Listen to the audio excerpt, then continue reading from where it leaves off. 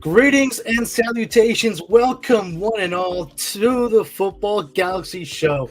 This is the show, ladies and gentlemen, where we talk about, well, if you haven't figured out based on the name of the show, then I don't know what to tell you. I'm your host, Futbol Galaxy, here with my very good friend, Anger World Cup Gaming. How you doing, my friend? How you doing today? I'm doing really well. Glad to hear that, brother. Glad to hear that. And well then, folks, as per usual for today, guys, we're going to be talking about the biggest and major topics, moments that have occurred in the world of football over the past week. And well, I mean, we do have quite a few topics to talk about, several of them. And yeah, I mean, if there's anything else to be said, in the World Cup? Let's just get to it. Let's get to it. All right, let's get to it then, shall we? All right then, folks. So let me just prep it up here really quick. So then, folks, to kick off tonight's show, let's talk about this first thing here in the agenda. If you guys have not heard yet, then I'll give it to you right now. Gareth Southgate has resigned from England. I believe this happened last Monday or last Tuesday. It happened the day after we did the show. So on Tuesday. Yeah, I think so. I think you're right. Yeah. So it happened on Tuesday, last Tuesday. Gareth Southgate announced to the world and, of course, to England that he is renouncing from the national team. Something that, honestly, I think was necessary, if not even desperately necessary. But, I mean, hey, if you ask me, I think that's the right decision to go with. So, I mean, hey, kudos to Gareth Southgate for acknowledging that he was just not the right man for the job and that he stepped down. I mean, heck, he literally stuck to his word. He said that if he did not win Euro 2024 with England, then he's stepping down as manager. And there you go. He's a man of his word. So, in World Cup, let's start with you, shall we? What are your reactions to this? Do you think this was the right move? I said it's the right move because England can now win nothing with bro in here. So it was time. I think it's good riddance. Good riddance. Shoot, I wouldn't know who. If you ask me right now who's going to replace him, I can't give you a word. It's probably going to be one of those England managers. I feel like it's going to be someone you just don't think it's going to be some random England manager that let's be honest, a real expectation. Okay, let me ask you, dude. Who do you think would replace him then? Well, here's the thing in World Cup. That is actually one of the topics that we'll get into the show. So I want to say that for a little bit later. We'll get to that. But just right now, as far as reactions is concerned, overall, look, here's the thing, right? When it comes to Gareth Southgate, there has been some English fans out there that were defending the guy because, and this was quite literally the biggest and only argument out there, he is the only manager for England that has taken England into two consecutive finals, back to back. Something that no English manager has done in the modern era, I guess, of football. So here's the thing. Do you think that this was probably a right move? Because it's whoever, depending on, of course, on who England brings in, it's quite possible that it might not be as, they might not have a good chance of taking England to the final compared to Gareth Southgate, who took England to two consecutive finals. I think it's just a good. I think overall it's still a good move to get rid of him because either ways, I mean. He did well. The only benefit he did get England to the finals, but they always choke at the last moments. And I think at the same time, it's the players they call up too. So it's not, and it's the chemistry. I don't feel like they have that too. So it's really, I wouldn't know who to blame here. Would it be the player or the manager? But I think overall it's going to be good.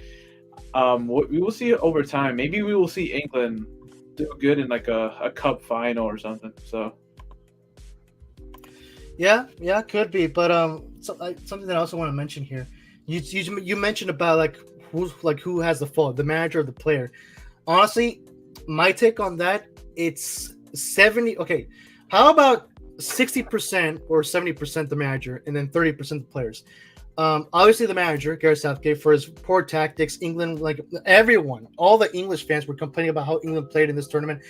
England was literally we even talked about this in the last episode. England was in the top 4, top 3 teams with the worst performance, the most boring football of Euro 2024, and it's all thanks to Gareth Southgate's tactics, defending tactics. He was just afraid of attacking, of going all out at it, and so of course Gareth Southgate does have some blame to his job basically right now.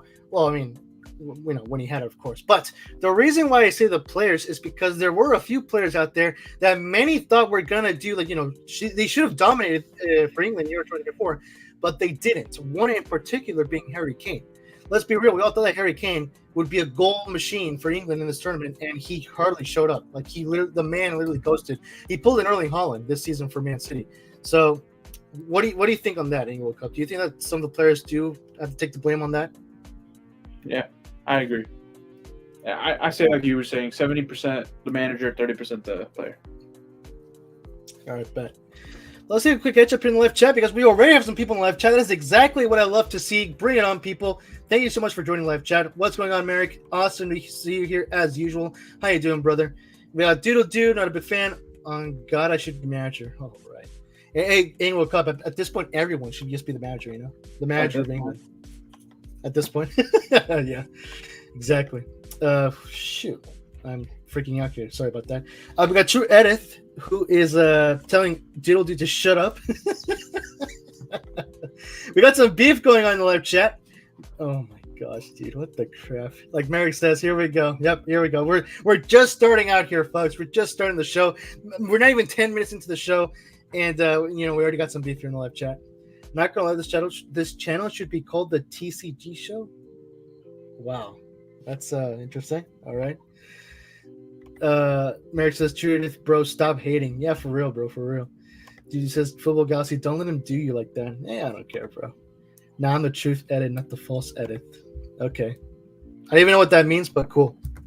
Anyway, well, yeah. Speaking of managers, we should then move on into the next topic of the show. Then, yeah, we'll probably be going through several of these relatively quickly. So let's just move on then. So just based on the conversation, just stick with the conversation about England and their manager. Let's go on to the next topic, which of course is about Pep Guardiola. If you guys have not heard about it, there were some reports going on around in the internet. The FA looking for several managers. I mean, several names have already gone out there. Andre Postecoglou, I think even Pochettino, I think was one of them mentioned for the FA that they were looking for. But one big name that came out of this was that apparently the English FA are interested in getting Pep Guardiola as the next manager for England. And I gotta say, this is interesting. But here's a question that I want to ask you, England Cup. What, like in your opinion, what is the possibility of this? 0%, 0.1. Chat, this is not happening. Not happening. I mean, hey, you never know, bro. You never know. To be fair, you never know. Football's unpredictable. At the end of the day, football's unpredictable. I would not see that happening anytime. I think the best team he would probably manage would be Spain. But I agree. I wouldn't see him manage England. Well, here's the thing. Right now, of course, Spain is covered with Luis de la Fuente, so there's no rush in that. No reason why Spain should hire Pep because they're already covered. But here's the thing.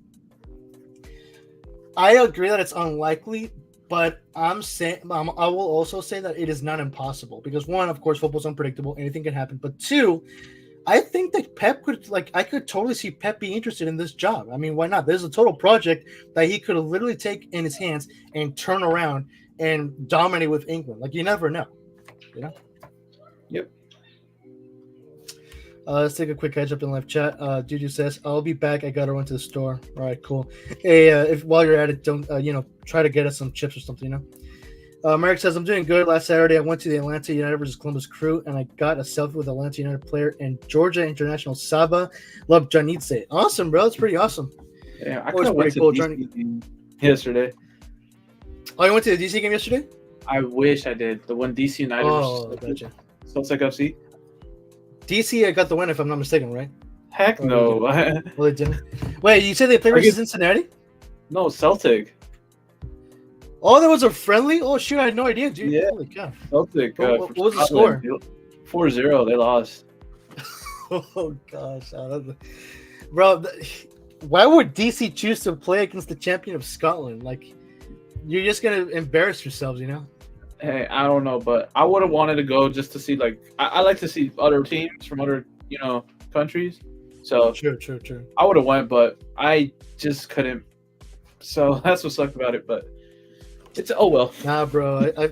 I feel you. I really wanted to go to the Arsenal versus Bournemouth game because it's going to be played at Dignity Health Sports Park, the stadium of the Galaxy. But I think that like the lowest price of a ticket was like 130 or I still 150 go. per adult. But yeah, I still go. Shoot. It's better I mean, than I was gonna. it was better than Arsenal versus MLS. I think it was like the cheapest ticket was Oh, I dude, think yeah, $300. dang, bro. Yeah, You know so that, dude. That's the cheapest ticket right now for Arsenal versus Man United at SoFi Stadium. I want to I'm take not it. even kidding. Shoot. Speaking of MLS, of course we got the All-Star game. I think it's this Wednesday, if I'm not mistaken. But you know, I'm pretty sure that the prices were expensive because of Messi. Messi was going to play, but now that today, like breaking news today, Messi MLS. and No, no, Suarez. yeah, Messi and Suarez are out of the MLS All-Star game. So I just want to know if anyone out there who's a Messi fan bought their tickets because they wanted to see Messi. Imagine they had to spend like more than like $500, which is very very Big, likely. you would be. Oh man, I would be mad. Dude, imagine, bro. Imagine you're a Messi fan, right? And the ticket, knowing MLS, they're gonna sell those tickets for like 500 or even up to 1,000. Who knows? But for sure, like minimum 500. Imagine you bought your tickets more than $500 just for today to be announced that Messi and Suarez will not be playing in the All-Star game. Like I said, I'd be mad. Me too, dude. Refund, bro. Refund. And the thing is, I wouldn't just. The thing is, I'm a big Suarez guy too, So Oh, really? I wouldn't mind to see Messi or Suarez. I'd like to see both, Yeah. So and the thing is, if Messi would have went, I would have still went for Suarez, but it sucks. Yeah, very much unfortunate. Well, then, we should then move on, shall we? So let's go then to the next topic, which is actually the main part of this conversation, what we mentioned earlier. So now, of course, the question is pretty much, who will be the next manager of England? That is the question right now, folks, that everyone is pretty much asking right now, of course, for English fans out there. And, of course, like I mentioned, some big names out there that were mentioned over the last few days have been Potter. I forgot his first name. I don't know why. But we got Graham. Potter.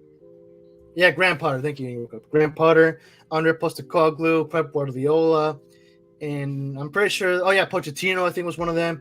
And there's a few. Eddie Howe. Eddie Howe is also another supposed run-up for the job, according to some reports. So yeah, there's big names out there. Many names have been mentioned right so far over the last few days in reports concerning who should be the next manager for England. But England Cup, you asked me this question, but now I will do a reverse 80 and ask the question to you. Who do you think? Okay, two questions. One, who do you think will be the manager of England? And two, who do you think has the most chance of getting the job? Like realistically speaking, who do you think has the biggest chance of getting the job? This is the thing. Knowing England, right? And yeah. I feel like they would try their best to get someone really good, but it's not gonna work out or something.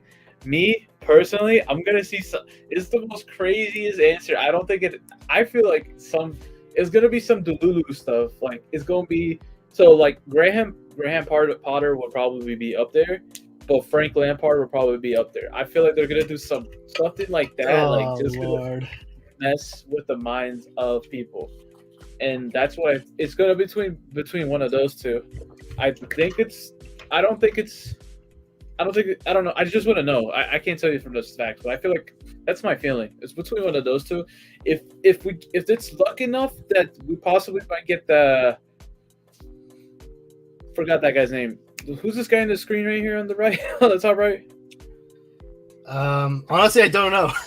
I'm not going to lie with you. I will say him. Let's say him. I wouldn't know, but I wouldn't know. I don't think it's going to be Pep. So take Pep out of this conversation because I think he's going to stay in City for one more season or two, and he'll probably leave for maybe the Serie A or maybe Serie A because I don't think he's conquered Serie A or Ligue 1. That's probably these crazy predictions I'm saying, but.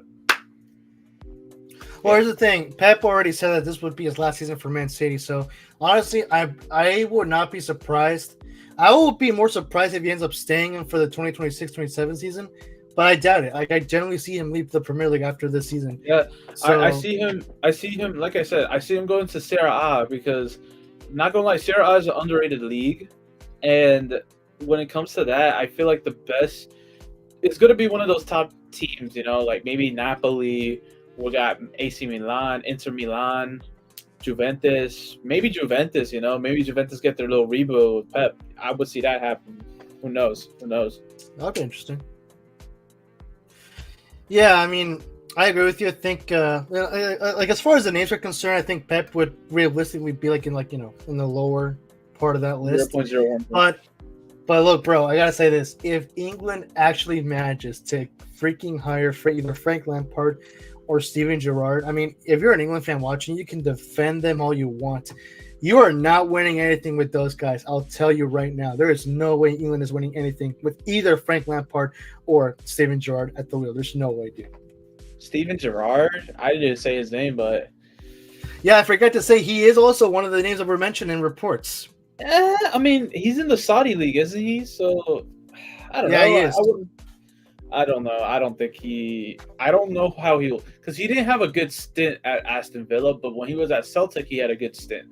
So, who knows? Was it Rangers? I don't know. Who knows, though? Who knows? That's going to be a who knows for me. Well, Gerrard, like you said, no, he did do well. I mean, he was with Aston Villa, but here's the thing. The moment that he left Aston Villa and Villa signed Unai Emery, I mean, look where they are now. They're in the Champions League now. And with Gerrard, they couldn't pull it off. But to be fair, Unai Emery was in Arsenal, and he didn't do well, So when he left Arsenal... Well, look, to be fair, there's more context to that. I mean, the club was in a mess, like with the front office, with the owners. I mean, do you not remember that huge protest that they did at the Emirates? After that, the managers, the owners, the Kroenkes finally started to put in some more help, some more, to invest into the club. And look where we are now. Like, why do you think the club's been thriving with Arteta? Because finally the owners are now supporting him. They're now putting some support into the team. We did not see any of that under Unai Emery. That did not happen with Unai Emery in the club.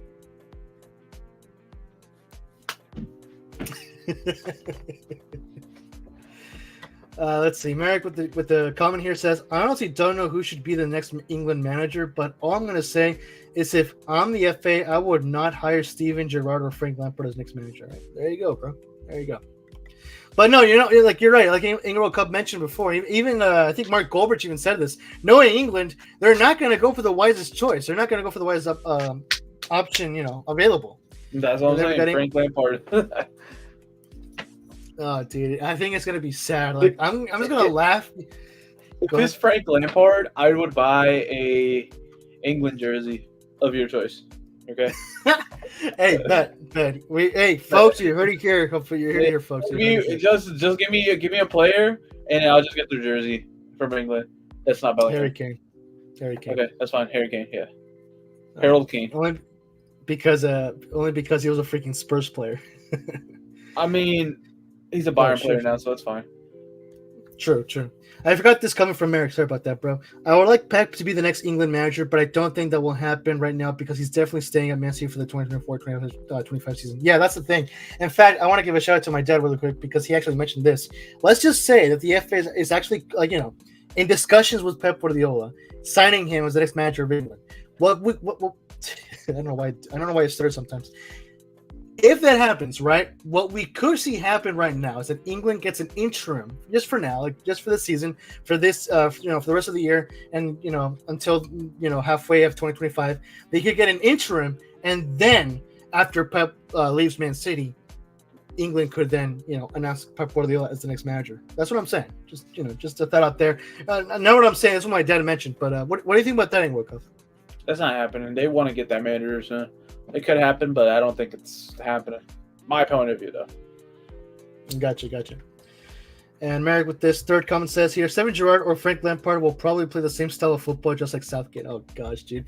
Bro, I know there's some out there that defend Lampard, and I think Gerrard as well. I'm not sure about Gerrard, but definitely Lampard because apparently he didn't do so badly with Chelsea and whatever. But the thing is, you're going to get depressing football. I mean, if these guys could barely do it in club football, what makes you think they're going to do good in international football? But yeah, at the same time, I think Steven Gerrard probably – it's just with Steven Gerrard, I think it's different. But Lampard, he plays boring football. When I watched the Chelsea games when he was with Chelsea, it was just boring.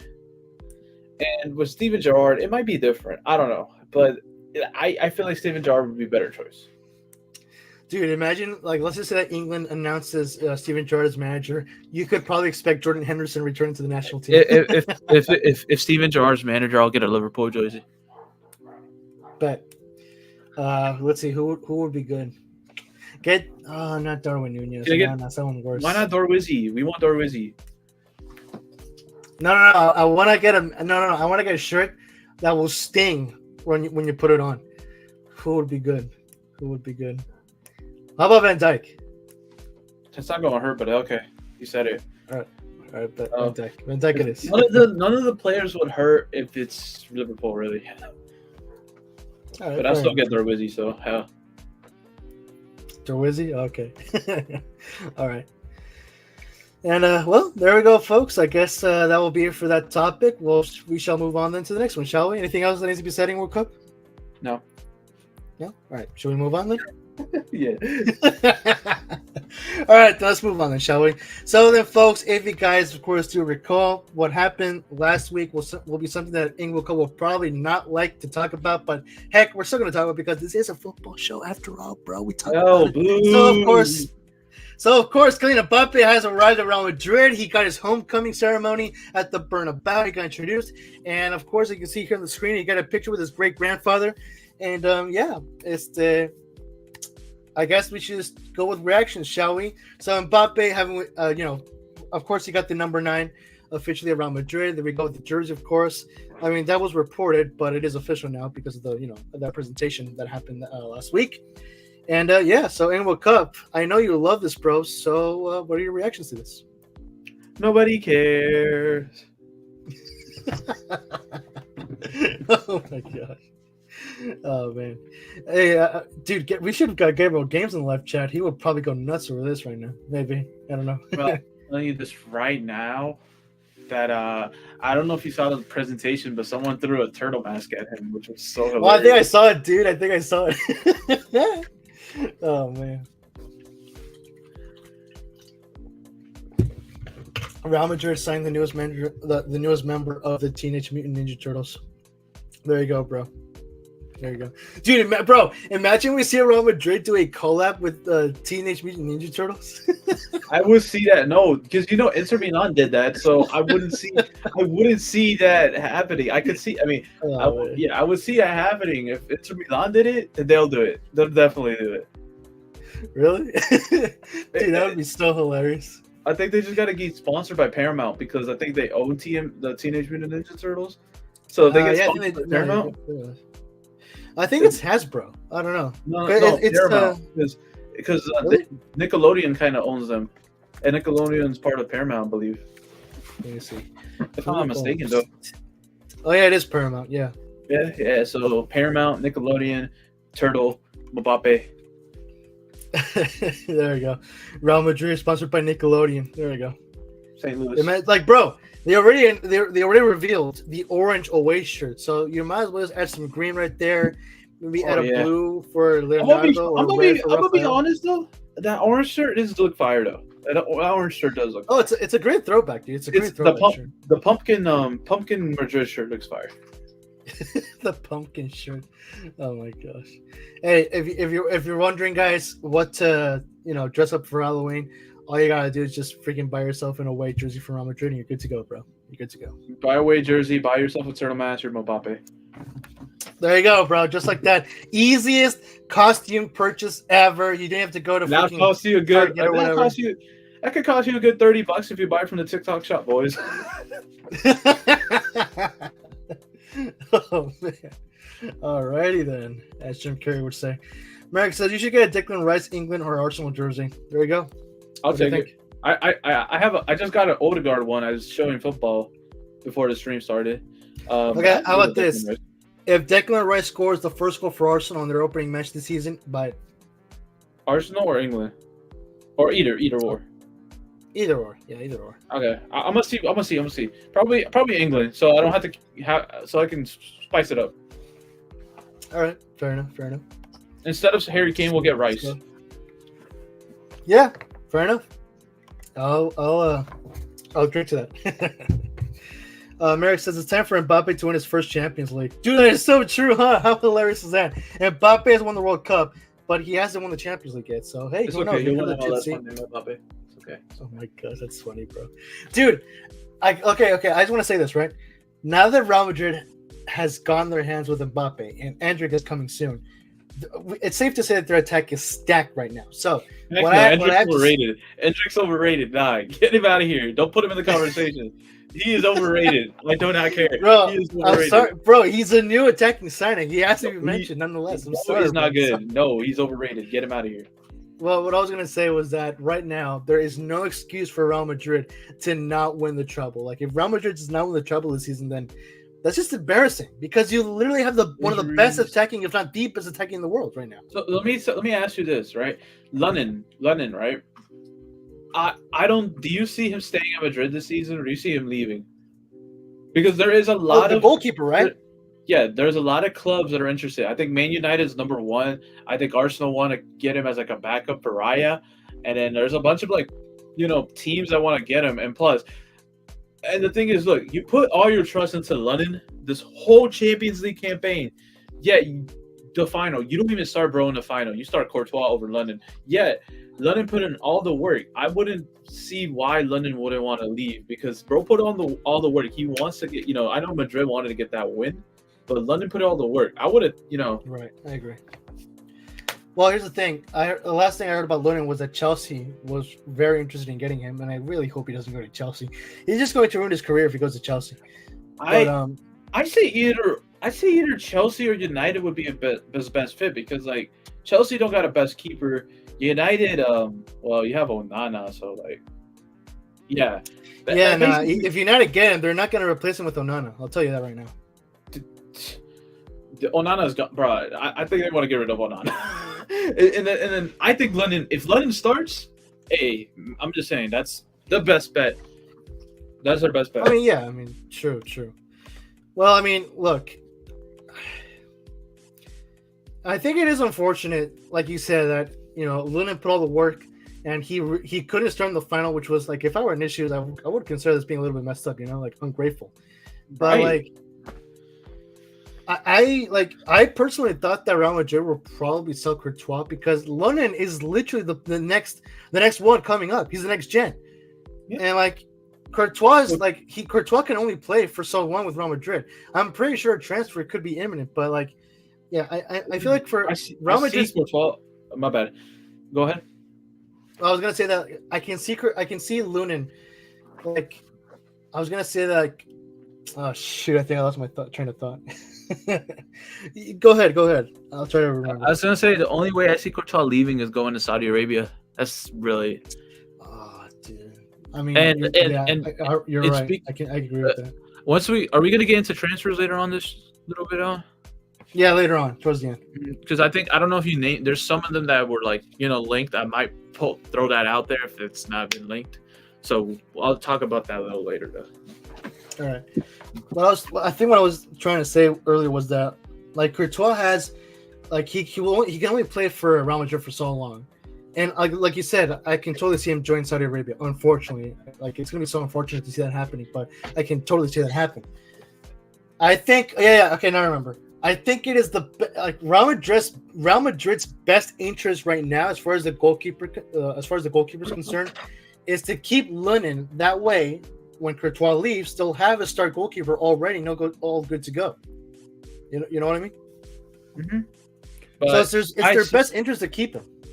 Yeah, but I see from knowing how London, I don't know how London is, but from knowing how that season went, I would just go ahead and leave, man, because you want to be that starting, player. If you showed Madrid that you're the best, but you decided to put your trust into Courtois, that's basically it's the same sites as how it happened in Arsenal at the same time.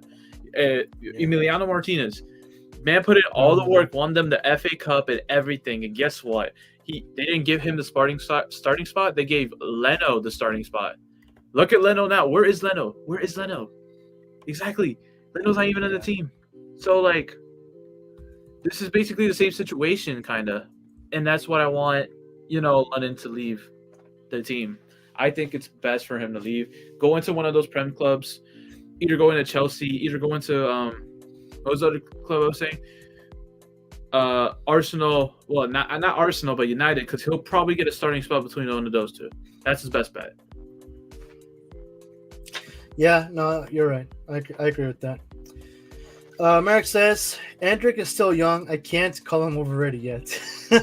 I mean, to be I've fair, watched no wrong there. games. I've watched all the games, and it's not working out for him. So, okay. Wait. To be fair, Endrick has not played all that much games though. Like, I'm pretty like, okay. Let me ask you this: when you say all the games, do you mean the ones he's played for Brazil? Brazil, yes. Oh, come I'm on, not dude. He counting hasn't Palmeiras. played so much games, though. You got to give him more time. You got to give the kid more time. Did you see that? Did you not see the last game? Did you not see the last game against Brazil? Bro only had one pass the whole game. He had one pass the whole game. Okay. Not to be not to argue, like not to start up a fight or anything, but are you really rating him all based on one match, on one single match? The whole Copa America. That's what I'm rating him. I mean, to be fair, the whole Copa America experience for him was not the best. He had one good game against Mexico, but if I don't see him doing this for Madrid, he's over. I even have people who I know that are Madrid fans that literally call him overrated too. Literally, I have friends that are Madrid fans that call him overrated. So, I'm not the only one. I have people who can vouch for me too. Shoot. That's what's crazy too. Who is bro? Sorry, dude. I was fixing something in the background. I don't know why that showed up there, but all good. I took it off. Look. Okay. Fair enough then. Fair enough. If you're a Madrid fan, say that he's overrated, then all right. Fair enough. But the thing is, you can't. Okay, you say that he had a bad Copa America. Yes, you're not wrong there. But so did the entire Brazilian team, though. Like, you can't just blame one player. The whole team also played poorly. That's the thing, though. All I have to say is Lamine Yamal better. Lamine Yamal better. Well, yeah, of course he's better. Bro, he won the gosh dang tournament. Of course he's better. Bro, I'm telling you this right now. I don't know if you've seen the leaks. There's apparently leaks. I don't think it's true or not. Supposedly, Endrick's at 82 rated and Yamal's at 80 rated. Oh, dude. Nah, that's messed up. That's what I'm saying. If it's true, if that's true, I'm done. Bro says, when does EA even get their ratings correct to begin with? Exactly. Merrick says, Chelsea signed my boy Caleb Wiley from Atlanta United today. I'm honestly happy for him. Yeah. Oh, that was today. Okay, I thought it was yesterday. But yeah, Chelsea signed Caleb Wiley, arguably one of the best defenders for Atlanta United. So unfortunate for Caleb, they had to go to a dumpster fire of a club. So we'll see what happens, I guess. But yeah.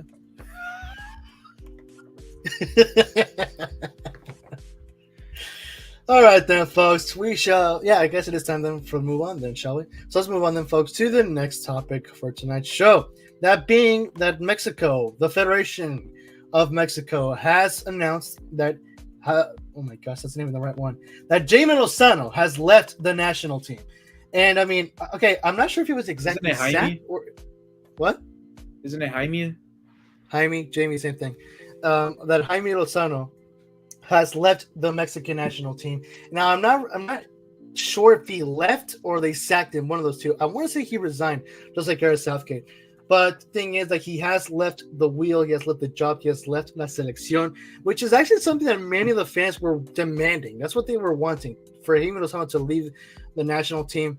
And look, guys, I got to say, like, right off the bat, there is some stuff that I just want to point out and just say, just to get it out of my chest. I cannot call myself as being one of the guys who wanted him to be out, because for me, look, here's the thing. Yes, the team did bad, and we are currently in the worst era for La Selección in this modern age of football right now. Right now, in the 21st century, I think this could be legit the worst era of La Selección. I won't deny that. I do know that the team is super bad. They're just so poor. There's no passion in this team. Like, I could go on for this forever. But the thing is, and honestly, I've said this like several times now.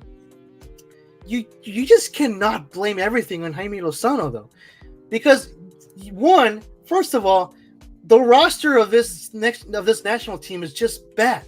it's nothing compared to the Mexican team from like almost 6 years ago, from back in 2014, where you got Chicharito, Oribe Peralta, Andres Guardado, Hector Herrera, Cesar Montes, Diego. I thought he was about to say Diego Reyes. What was that?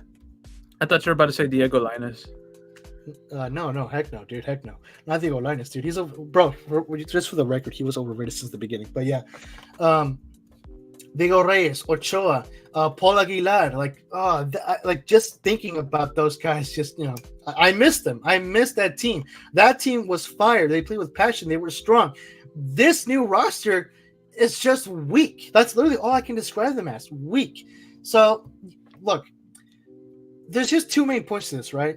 As far as the problems of the Mexican national team, one, you cannot blame entirely on the manager because he has a roster of poor players. That's one. Two, almost more than half of the fault or the blame, it should really go onto the federation itself, because it is thanks to the federation that Mexico has this poor roster of players. We saw many Mexican players over the last few years end up going to Europe from Liga MX, but because they did not do so well there, they returned to Liga MX. Anger will come. Name me at least 5 players that were in MLS and went to Europe and then returned to MLS. Name me at least 5 players who left MLS to Europe and then returned. Like right now or all time?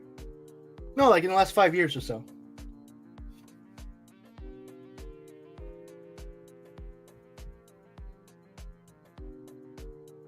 No, I don't know. Exactly. You know why? Because at least the U.S. Soccer Federation has been trying. Ever since Jurgen Klinsmann was the manager of the USMNT back in 2014, that man, you know what, bro? My dad is a big fan of him for something just for the record, I kind of consider Jurgen Klinsmann as overrated. But my dad has been a big fan of him because of the goal of the plan that he cemented into the USMT when he was manager.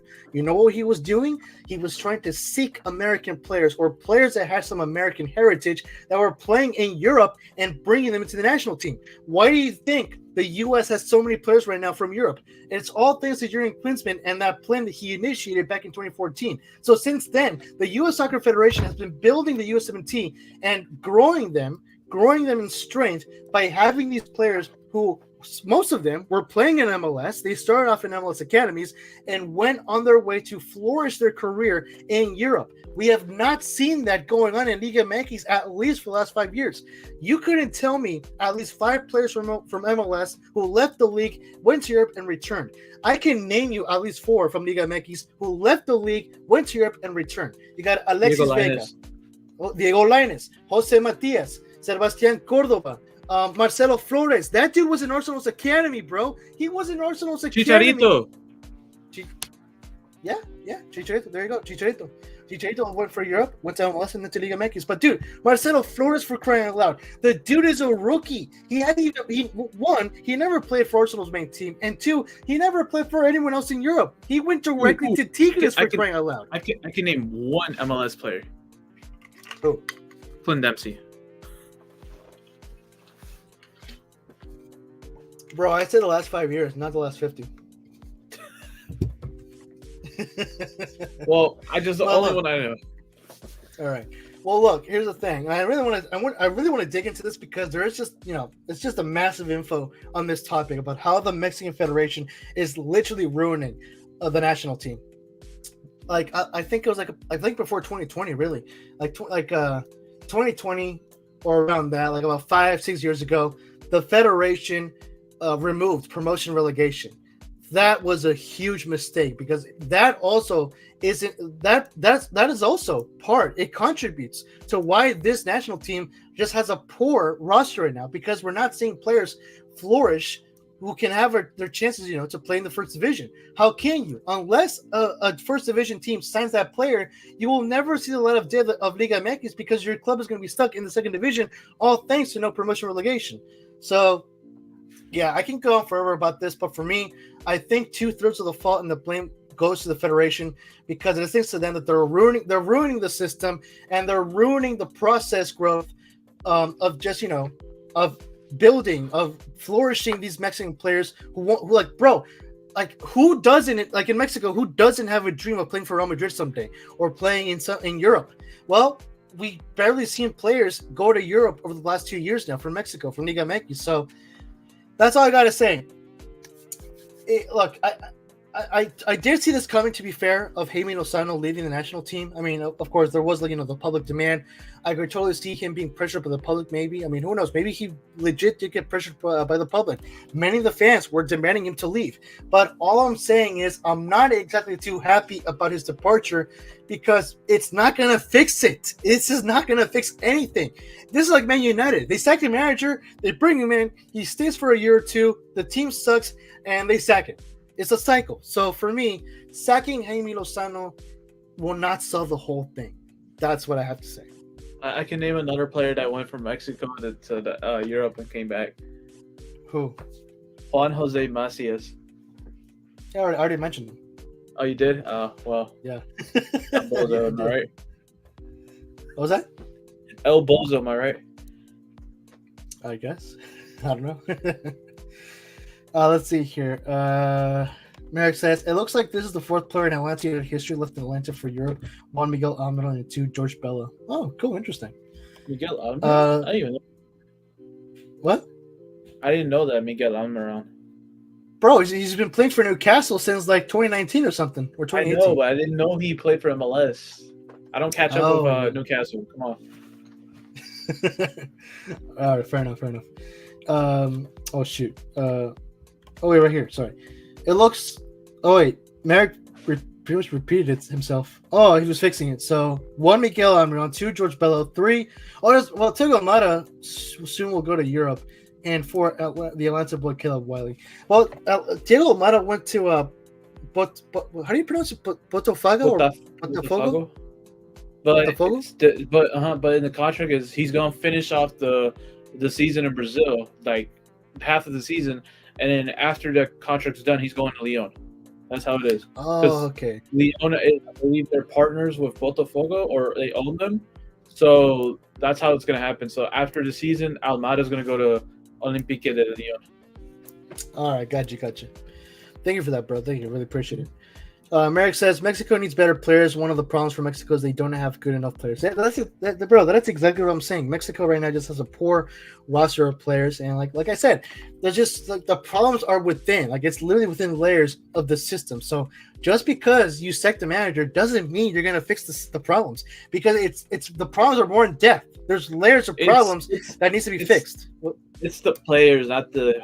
Well, when we say it's the manager, I wouldn't say it's the manager. I say it's the players, because I don't know why are you calling up people like, man, I don't know, like you're calling a bunch of people that you probably don't even play in Europe, not in Europe, but you just call a lot of people that are relevant. I feel like that's what's happening.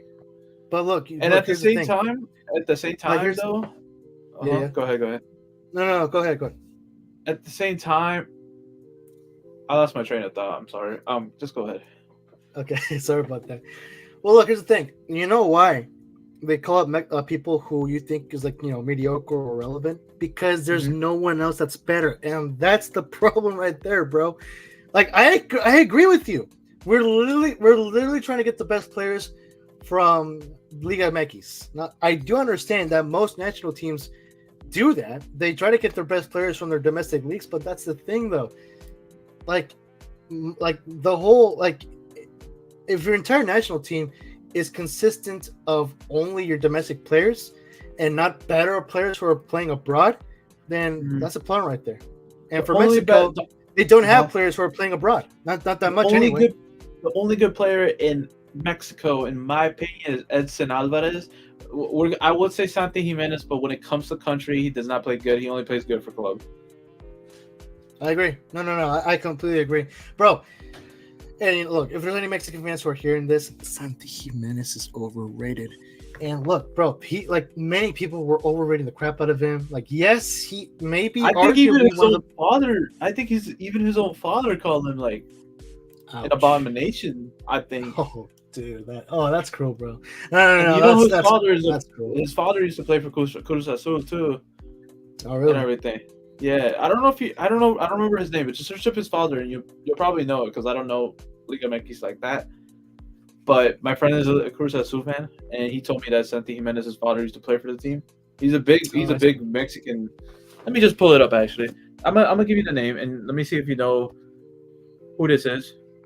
All right. Santi Jimenez's father is Christian Jimenez. Doesn't ring a bell. He used to play for the Mexican national team. He was the number 7 before. Oh, Yeah, wow. he used to play for Cruz Azul and Pachuca, apparently, but Boca Juniors apparently too. So Interesting. but yeah.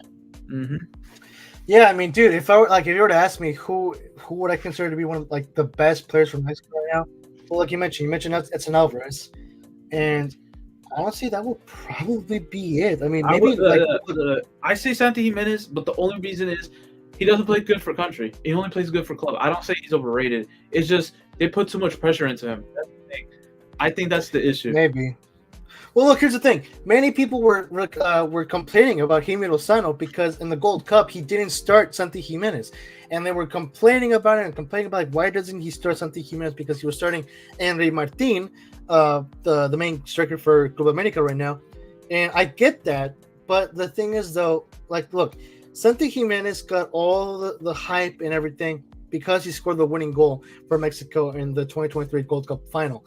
And that's where I say, like you guys are really rating him based on that one goal for la selección because, bro, over the past 2 years, he's barely like he hasn't even scored more than 5 goals for la selección, bro, in the last 2 years. Like that's just sad right there. So for me, I consider him to be overrated because many of the fans, of the Mexican fans, were hyping him on how he's better than Henry Martin, how he should be the starting striker. I'm like, no, he should not be the starting striker because bro cannot score for the team. Why would we put him as a starting striker? In that case, you might as well bring in Raul Jimenez, and that bro's finished. I'm sorry, but Raul Jimenez is so finished. And honestly, at this point, I would start him over Santi Jimenez. And Ever since the injury from Wolves, his career has went down. Sucks, man. No, I totally agree. It is unfortunate to see that, but yeah, his career has definitely gone downhill since then. But at the same time, I don't think At the same time, like I said, I just don't know. You can't just rely on one player because at the same time, he doesn't have good teammates to play around too. When he's playing with Feyenoord, he's playing with he's playing with a lot of good players, a lot of good talents, and it's just a Mexican team. Look, they didn't even call out Chucky Lozano, and I bet Chucky Lozano could still play for the Mexican team, right? I don't know. For me, Chucky Lozano, another player that got super overrated, like in his very like bro, before his prime, many of the Mexican national team fans were overrating him, overhyping him, really not overrated, overhyping him, and like over the last 3 years, like he just hasn't been as amazing as he was supposed to be. So I am not too surprised. Now he's playing for that new MLS club, I believe. San Diego. There you go. There you go, dude. There you go. He used to be for Napoli, and then I think he went to Feyenoord, if I'm not mistaken. PSV. And then what was that?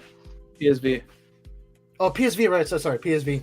And then he didn't do so well for PSV. Last time I heard, he wasn't performing all that well, and I think he didn't even get that much game time for PSV, really. And then, of course, after that, he went to MLS. So that goes to show how downhill his career has gone to ever since the 2018 World Cup. Yeah, ever since 2018, his career has pretty much gone downhill. Ever since when did he win this year? He won this year with Napoli, right? I think no. He won Eredivisie with PSV. That's where he won. And I think he did win Napoli when they won Serie A. I think like 2 years ago or 2 seasons ago. That was last season. No, last season was Inter Milan. We count. Okay, hold on. You mean the 2022-23 season? Yeah, because I'm still thinking it as still this season. That's why. So. All right, yeah. I think he won Napoli with Serie A with Napoli that season, and he just this past season he won Eredivisie with PSV. So, well, that's the thing though. He barely contributed to the team, so on technicality he won it, but it wasn't like he played for it. Anyways, yeah. So just overall, guys, just to wrap this mini topic up, in my personal opinion, Like I expected Jaime Lozano to leave, but I'm not celebrating like the rest of the Mexican fans are, because for me the problem is not Jaime Lozano. It's more than that. It's the It's the roster of fans. players. It's the federation. Honestly, the fans play part of it too. I'm not gonna lie. They demand too much, and some of them are not realistic. And look, here's the thing: if we want to see change with the team, with the federation, then we gotta protest. And you know what's a big way of protesting in football? By not attending matches. And you know what? When it comes to Mexican fans, good luck with that, because they're gonna go watch matches anyway. So yeah. Yeah. Well, anyway, World Cup, just to wrap this up really quick, in your opinion, do you think this was a good idea that Jaime Lozano should have left the national team? I guess. I wouldn't. I can't tell you yes or no, because at the same time, like we were discussing, it's probably the players. We'll see how the new manager comes in, and we'll just see what happens when the new manager comes in. And if it doesn't change, then it's the players, not the manager. Yeah, I want to say that. Because look, here's the thing: this Copa America tournament was barely his second tournament, dude.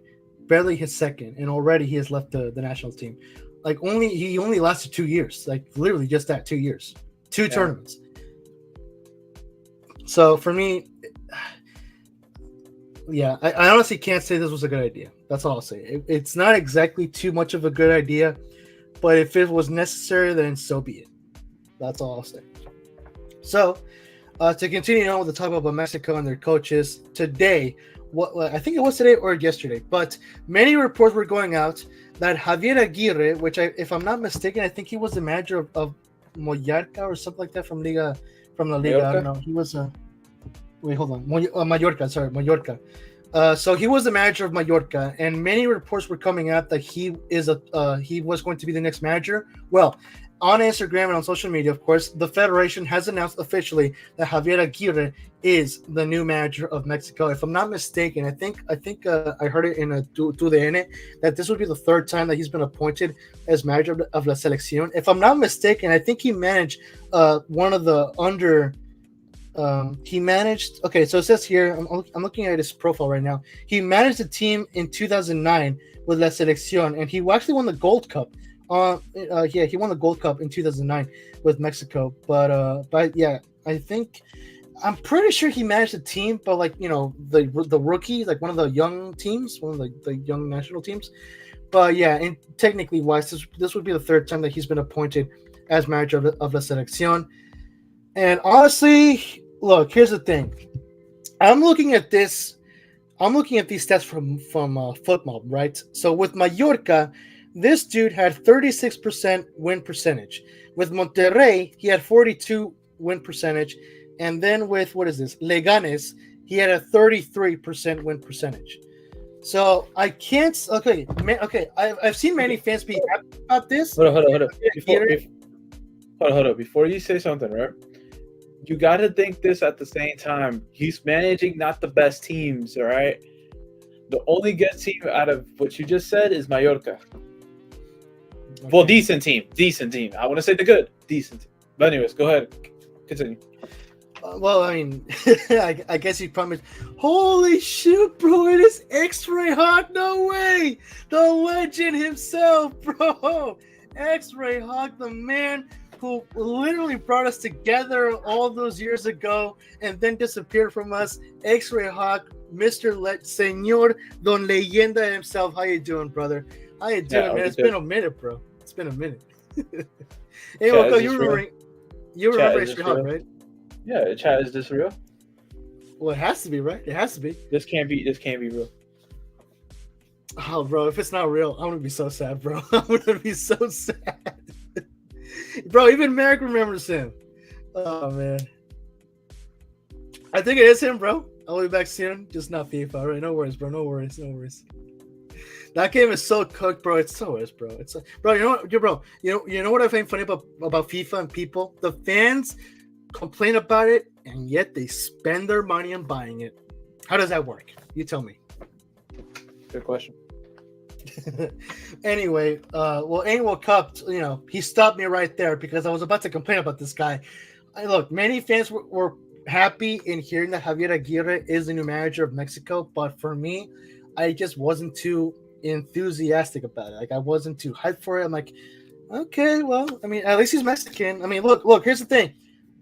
I really do not want Mexico to sign a non-Mexican because right now that is the last thing that this national team needs. We need someone who understands the players, who understands the passion, and who can bring in the national pride, into the players. No foreign manager is going to do that. So yes, I am happy that at least we're bringing in a Mexican manager, but I'm not exactly too hyped up that it's this guy. But like World Cup says, I guess we'll see what happens.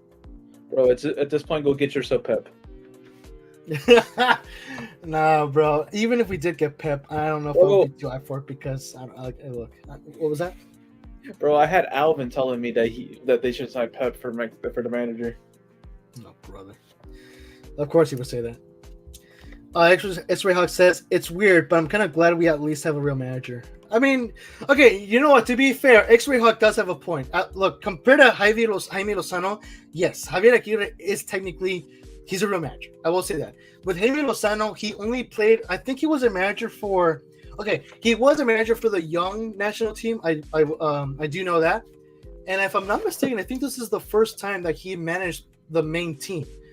So yes, to be fair, X-Ray Hawk does have a point there. At least Mexico now has a real manager with Javier Aguirre, someone who is, he has experience. He has much more experience than Jaime Lozano. That is a good point. So. Yeah, I guess, that's a good positive to point out about this right now, about Javier Aguirre joining Mexico. But I just got to say, World Cup, remind me on this. Didn't Mallorca, weren't they fighting for relegation or something? No. They weren't? Really? No. Weren't they in the second division or something like that? That was a couple years ago. Right now, I believe this season, let me check real quick for you. Mallorca, they got last season in the MLS. I mean, not MLS. Why did I say MLS? La Liga, they got 15th place, but they didn't fight for relegation though. They're a decent squad though. They tied a lot though. 16 draws and 8 wins with 14 losses, but they did better between all the other clubs, surprisingly. So, all right. Well, I'm taking a look here at Javier Aguirre's profile. So he managed Mexico in 2001 to 2002. So just like Jaime Lozano, he only lasted for 2 years. And then he managed them again in 2009 and 2010, again, just for 2 years. And then, of course, for the third time this year, he will be managing Mexico once again. But, as far as international is concerned, he's managed, besides Mexico, he's managed Japan back in 2014 and 2015. Bro, what is up? Bro, Javier Aguirre. He's only managed for 2 years. bro managed Japan? Yeah, it says here in Wikipedia, he managed Japan in 2014 through 2015, and then Egypt in 2019 through 2019. From 2018 through 2019. Hold on. You said Egypt? Yeah, Egypt. I'm not even joking, bro. Cat, in fact, X-Ray Hawk says he managed Qatar. I thought it was Egypt. Well, it says in Wikipedia. Ala Wahada. I don't know. I think that's Qatar. There's a club in Dubai. Oh man, bro, everywhere. hey, bro, World Cup, you got to start a new journeyman career, bro. Journeyman career. Javier Aguirre's manager. Bro, I'm just gonna go to all the bad teams, man.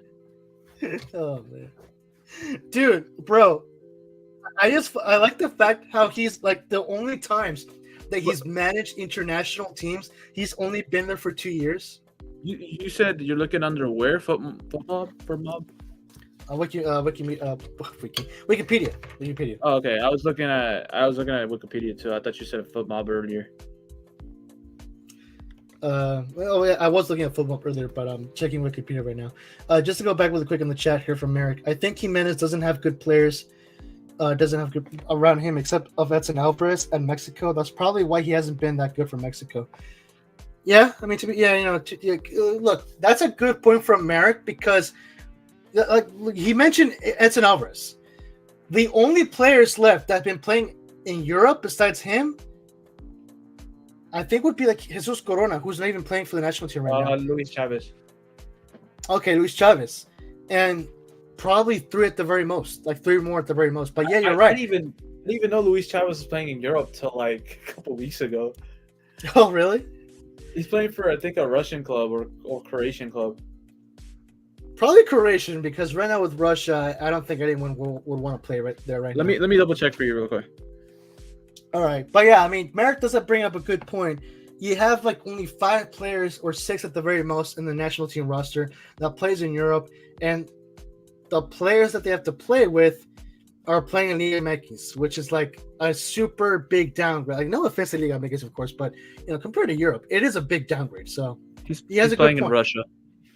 You're kidding. Oh, dude. Wow. Yeah, he's playing for Dynamo Moscow. Dang. All right. They are in third in the Russian league, though. So, hey, I mean, that's something. Bro, let's be real here. Who cares about the Russian league? Anyway, Oh, wait, the league just started. Never mind, chat. We don't care. There you go, folks. There you go. Let's see here. X-Ray Hawk says Jimmy's experience was like Necaxa under 23. It's kind of awful. Oh, dude, that is pretty bad. Well, there you go, dude. Yeah, there you go. Yeah, compared to Javier Aguirre, I think X-Ray Hawk is not trying to. I think he's starting to bring up my confidence with Javier Aguirre. Yeah, obviously the experience comparison, it's not a fair comparison. Javier Aguirre, yes, even though his coaching performance wise hasn't been so great, at least he's had more experience than Jimmy. So there you go. X-Ray Hawk says, I think they assumed it would be a relegation season. Oh, really? With Mallorca, I think he's saying. Maybe I'm trolling. Could have been Egypt. Yeah, well, according to Wikipedia, it says it was Egypt. Orlando City, here we come. He just cooks and dips. Yeah, he probably, yeah, he does cook. I feel like because he was cooking with Mallorca at one point, like in the beginning. Oh, gotcha. And then he just it just stopped happening. Like, that's what I feel like it happened. So the beginning of the season, he's gonna cook for you, and then it's like, damn. That happened. Oh gosh. Well, as long as he doesn't do that with the national team, just please, bro. Bro's gonna cook for like one team, and he's going to dip after. He's gonna crush Guatemala like 8-0, and then the next game they lose. By the way, X-Ray Hook reminded me he is playing for Monterrey. I can't believe that, bro. I forgot about that. I thought he still was in Sevilla. Nah, bro, he left. I forgot about that. I think last season. Last year he left to Monterrey. I'm not kidding. Right. Bro, again to the conversation. It goes to show you how these players that have left Liga MX, gone to Europe, and then returned to the league. That's just sad right there. That's just sad. Bro, I thought he was still in Sevilla. That's what I thought. I thought bro was still in Sevilla. There you go, bro. There you go. Crap, what was I saying? Oh, yeah, bro. I can totally see, imagine we see Javier Aguirre win the 2025 Gold Cup, and that's the only thing he wins for Mexico afterwards. Not happening. It's not happening. It's not happening. Oh, man. Yeah, I don't even think bro, I feel like Canada's going to win it at this point, man. Canada, my fault. Canada, according to Gabriel Games. Shout out to Gabriel Games. Canada. I still remember that. Canada. But yeah, I mean, as far as my hype for Javier Aguirre is concerned, well, X-Ray Hawk helped me bring up my confidence, but I guess for me, I just got to see how he does. Yes, technically speaking, compared to Jaime Lozano, in comparison, I guess you could say this is an upgrade, but it's not like it's a big upgrade because, again, as far as performance-wise as a manager, he's not that good. His resume is just not that good. So I can't exactly have too much hype for this guy because his resume is just not helping, Hey, if he cooks from Egypt, then... Oh, gosh. Let me see here. I think, bro, you know what's sad? I think it says, So according to FootMob, his biggest win percentage was with Egypt, 75%. Hey, that's what I'm saying. If bro can cook with Egypt, then he can cook with Mexico. Oh my gosh, bro. Like it says here, with Al Wada in the United Arab Emirates, his win percentage was 42%. How do you check the win? How do you check the win percentage? Well, go to FootMob and search Javier Aguirre. It's in his profile. Okay. Okay. I see it now. Yeah, bro. In Japan, his win percentage was 60%. With Espanyol, it was 31%, and then with Real Zaragoza, it was 29%. It doesn't So, even go to back. be far fair, back. That's what sucks. You know what? Looking at this, right? To be fair, according to these stats from FootMob, his best win percentages has been managing national teams. Yes. So that may not be a bad sign, to be fair, for Mexico. But and at the same time, so like I'm looking at all the trophies he's won. He's won the CONCACAF with Champions League with Monterrey. He's won the President's Cup, the League Cup with Al Wahada, Mexico Gold Cup, like you said, and then the Liga MX with Pachuca. My fault.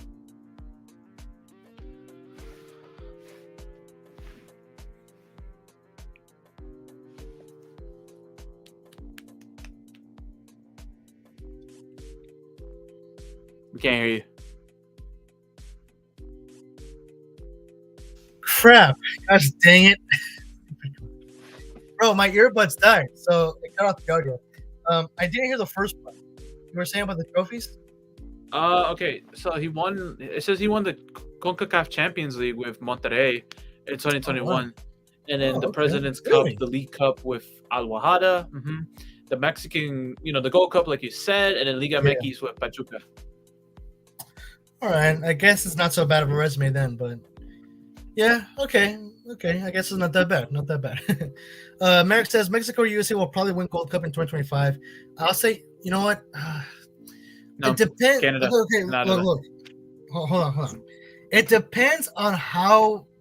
It depends on how the rebuild goes for Mexico with Javier Aguirre at the wheel. But I will say I think the US will still end up winning it. That is. Because at the same time, but hold on. But at the same time, U.S. hasn't been doing good. It's the same thing as Mexico, I think, for the U.S. That's what's going on. Well, no, I disagree because it's not that bad for the U.S. It's really not that bad. For Mexico, it's a lot worse. Dude, I mean, bro, more than 2/3 of the U.S. roster are playing in Europe. Not even half of Mexico's are playing in Europe. So it's not a fair comparison. It's really not. Okay. But what I was going to say was that, yes, I can see the U.S. win the Gold Cup, but it depends. Like, if they're going to do the same thing like they did last year, where they play the starting team for the Nations League, but then their B team for the Gold Cup, if they're going to do that, then no, they're not going to win it. They're not going to win it. I don't think so. That'd be hilarious. I don't get why they do that to begin with, but whatever. I mean, for me, the Gold Cup has had more significance than the CONCACAF Nations League, but at this point, it's been reversed. The fans care more about the Nations League than the Gold Cup. They care more about a tournament that was made like 3 years ago compared to another tournament that's been there like for the past 20 years or more. So I don't know. Dang, that is sad. Yeah, it is sad, Merrick. Very much so. Well then, I guess we shall move on then. We should move on then, right? Bro, you took me on a 30-minute rant with Mexico right now. I didn't even really get to say much. Bro, wait, what was that? I didn't even really get to say much. That's the thing. Well, I mean, hey, what are your thoughts on this then? If you have any opinions. Y'all do you, bro. Y'all do you. Go ahead. Y'all do you. All right. Are you sure? Are you sure? Go ahead. Y'all do you. All right. Well, my country sucks, so y'all do you. Okay. Look, we still have one more topic left based on Mexico, but this one will probably interest you more because as we move on then to the next topic, Rafa Marquez will be joining Javier Aguirre's staff in the Mexican national team. And these are reports going on, but one, the federation has already announced that, and two, Barcelona has already announced the departure of Rafa Marquez from the club. So, in your World Cup, two questions for you. One, how do you feel about him leaving Barca? Is that a good move or not? Because your best friend Alvin is saying that it was not a good move for him to. Don't ever say that. Don't ever say that. Do not ever say that one more time. That's one. That's one. Two, do you think that's a W move from the Mexican national team to bring in Rafa Marquez? What was the first question? My bad. What was the first question? Well, the first question was that your best friend. No, I'm just kidding. Don't say that. I'm not answering the question. I'm answering it. Oh, yeah. Okay, I'm kidding. My first question was, how do you feel? Do you think that it was a good move for him to leave Barca? As a Barca fan, are you gonna miss him? I mean, I didn't even know his existence really. I think he managed Oh Barca my B, so gosh. he managed Yeah, Barca B. I yeah, don't yeah, know. you're right. How would I You're follow right. up with Barca B? I don't know. Because they're the next gen? Man. No? Anyways, he'll be fine. Let him cook. He'll cook. All right. Well, I mean, as far as your thoughts on like him joining the national team, like, do you think that's a good move at least? Maybe. I guess so. I mean, I don't know how Barca B's doing, so I would say so. I honestly have no idea how they're doing as well. I'm not gonna lie. Yeah. So. I mean, he's building La Masia, so I mean, if he was building La Masia, he did probably produce good players from it. So. I guess. Merrick says Aguirre done a better job than Berhalter, that's for sure. I don't know about that. What? Okay. What do you think about that? Because I don't know about that, to be honest. What? I don't know who Berhalter is. Bro, he's the manager of the U17 that just got fired. Oh, bro, I forgot. Dude, I didn't even know who the U.S. national team manager was. Oh man, bro, you're killing me, Smalls. do I think he did better than no Berhalter? I would have said that. No.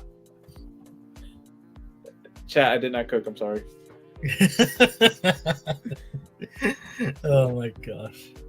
You know what? To be fair, if you've never heard of Berhalter, then that let alone that's all you gotta know. But like that says everything about Berhalter. Just that alone, bro. That's the thing is, I just knew the U.S. manager as the ball guy. The ball guy is the manager. That's all I knew. The bald guy, dude. Lex I Luthor didn't know his name. I didn't know bro's name. I just saw him as the bald guy. The bald guy, bro. Oh my gosh, bro looking like Eric. Bro looking like Eric Ten Hag. Nah, bro looks like freaking Lex Luthor. Yeah. Bro, I can't just imagine they use that in a freaking movie. They're like, all right, boys. The next Superman movie. We gotta call him the boss. We gotta call him the bald guy. All right. Well, I guess if nothing else needs to be said, then we shall move on then to the next topic. And now we are moving on now, officially from Mexico national team conversation. Finally. All right then, folks. So moving then on to our next topic for tonight. We should probably wrap this up soon because we're approaching. Oh, no, we're barely almost an hour in, so it's not that bad. But the main topic for tonight's show, which of course you guys saw in the thumbnail, is that Man United right now is cooking. They just signed Xerxes and now Yoro. Jadon Sancho is back, and there have been other reports about Man United interested in other players. For example, and I'm trying to look here in the transfer news in the Discord, which, by the way, you guys can join in the channel. I mean, in the description. Link is in the description below. But Man United were also interested in signing. It says here, Fabrizio Romano reported this. I think this was 2 days ago. They were interested in getting close with Chiro Obi Martin, a player from Arsenal's academy. I think. I don't know. I think he did sign. I think he already signed. Oh, he already signed. Oh, shit. Okay. I think because because Arsenal they let him go, so I think he did sign if I'm not mistaken. Oh, okay, gotcha. And the other guy, here we go. The other guy that Fabrizio Romano also reported this. This was 4 days ago. So Man United have agreed on personal terms with Manuel Ugarte. So I don't know about you, Enrico. I mean, you can like Man United. You don't have to like them, of course. But I don't know about you, but I think it is safe to say that at this point, Ineos you forgot another name. Who? Matthias Den Ligt. Who's that? Who's bro? You don't know Matthias De Ligt? Oh, De Ligt. Sorry. Yeah. Oh, really? They're interested in getting him? Bro, look up the news right now. Like, search it up right now. De Ligt. Yeah.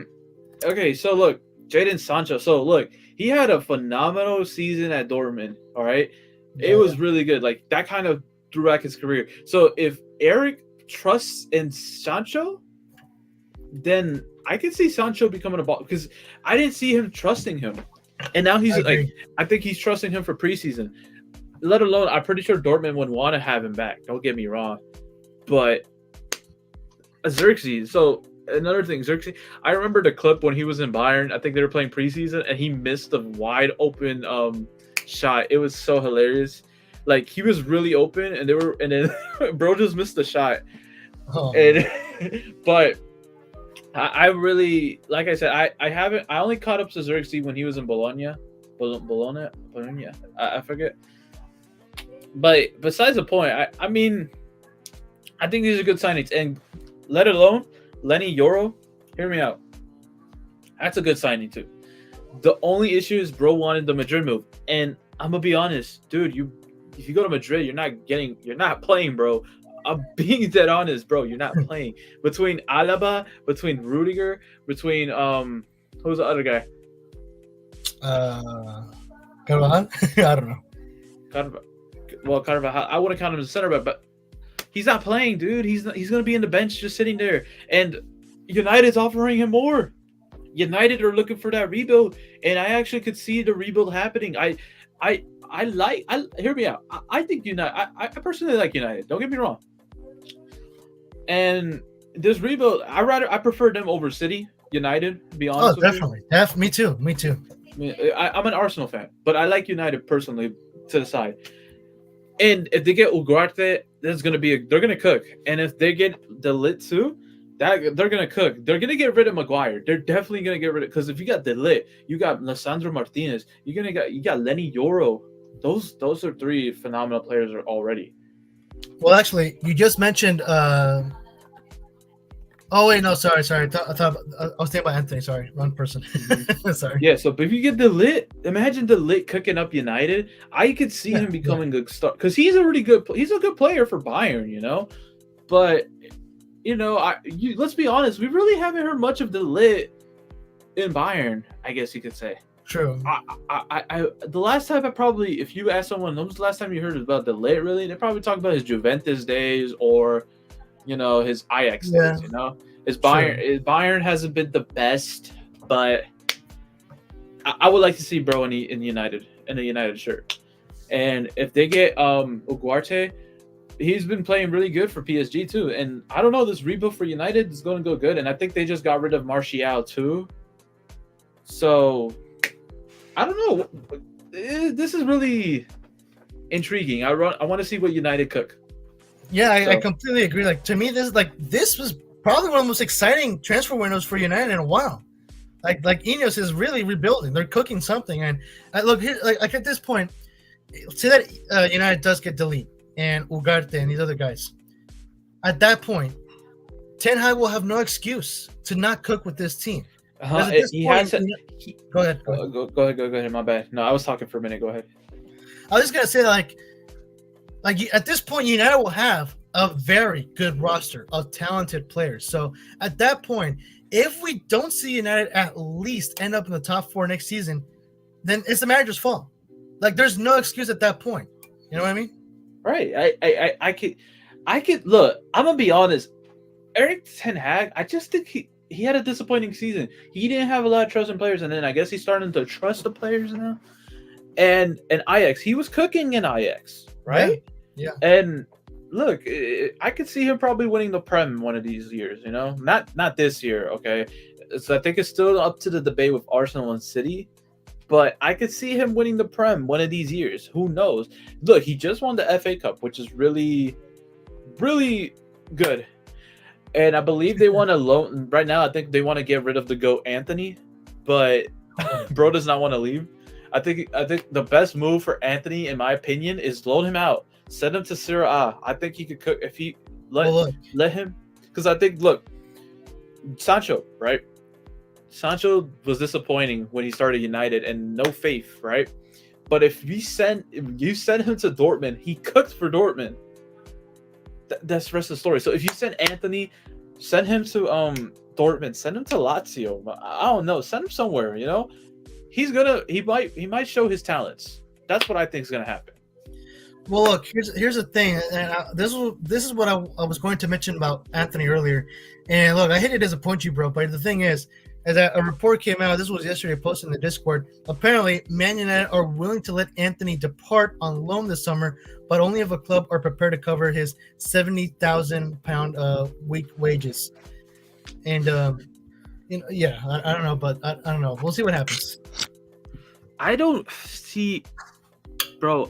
And the thing is, I wouldn't know what club would would want to do that, you know? And look, Yeah. I think what was it, the what was it? I really forgot what was it. Oh man, I don't even know if anyone could afford him. That's all I can say. Okay, I don't think anyone can afford him. If they want to loan him out, and if he does end up leaving, then I don't know. But I think he, at the same time, he is promising. I just don't think he's had the time to shine at United. Because I think if you see how he plays in Ajax, he's playing so good, but his time in United hasn't been the best. Just give him time. I'm just saying, give him time. All right. I want to go really quick on Delete because I did search the news up in Google. It says here, excuse me, according to Give Me Sport, it says that Bayern rejected United's bid of 29 million euros for Matthias Delete. So yes, it is confirmed that they're interested in getting him. But as far as being official, as far as the talks are concerned and sealed, it's still not sealed. So yes, we could see Delete join United. Maybe we won't. But personally, I would love Arsenal to get Delete, but I don't see that happening because for Arsenal, it's been just Calafiori and Calafiori alone. And we'll get to Calafiori in a bit. So we'll talk about that in a bit. That will be our next topic. But I personally will probably be disappointed if Delete does end up going for United, to be honest with you, bro. Because for me, I would have loved Arsenal to get him, but I don't. That's not going to happen. I know that's not going to happen. 100% agree. I mean, at the same time, it would be hard for him to get game time with Gabriel and Saliba. So I wouldn't see him, making the move. Taking a look in live chat, Merrick says, Man United are cooking the transfer window, but the question is, can Ten Hag get the best out of the new players he signs? That is like, bro, Merrick is preaching right now. That is exactly the question for Man United fans to ask, and for the board really to ask, for the staff and for the board. Like we mentioned earlier, right now, Ineos is cooking with Man United. Man United are sending these very high talented players. Right now, it's the future is looking bright for Man United. Right now, they're doing the rebuild, and the rebuild is looking good. It's looking delicious, just for the just to use the whole cooking theme right there. Mm-hmm. But what I was gonna say was that oh gosh, I'm losing my train of thought again. Well, what I was trying to say was that right now the future is looking bright. It could be people. Look, this is how funny Man United fans are. Let me tell you how funny Man United fans are. They were demanding some of them, not all of them, but some of them, including Mark Goldbridge. Not Mark Goldbridge. Sorry, do not quote me on that. Not Mark Goldbridge. But some of the fans, including Luke from the Discord, they were demanding Ten Hag to be sacked. They were demanding the club to sack Ten Hag. But once they won the FA Cup, all is forgiven, folks. All is forgiven. I love Ten Hag. Ten Hag stays. Please keep him. I don't want him to leave just because of that one final. The performance of the season had nothing to do with it. They were all praising Ten Hag after that final, even though many of them were demanding his butt to get sacked from the club. So here's the deal. Here's the thing, right? Ten Hag got another chance here at the club. Reports were coming in, of course, that he might get sacked, but at the end, the club were comforted, I guess you could say, or convinced, I guess, to keep him. That's cool. That means that Ten Hag has another chance at the club. That's awesome.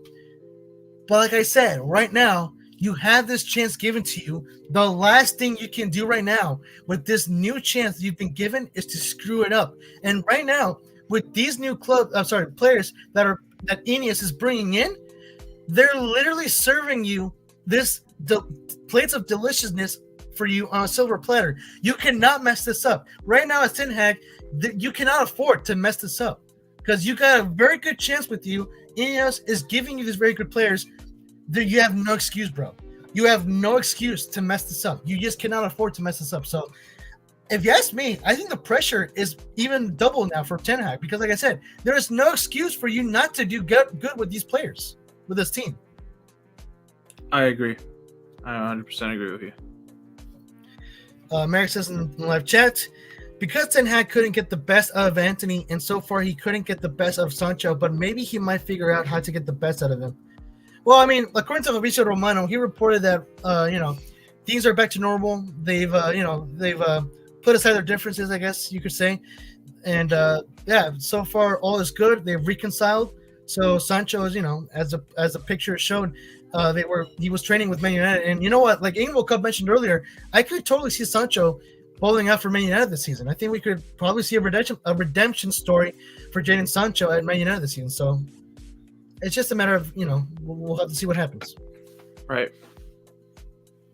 All right, then, guys. So that being said and done, we'll move on then to the next conversation here in our transfer convo. Let's move on then to the next topic, which is that Lukaku is apparently going to join Lukaku. There you go, Lukaku. He's going to join Napoli. So, Angel Cub, what are your thoughts, opinions, and reactions on this? Bro has been at every club in Serie A. For real, dude. For real.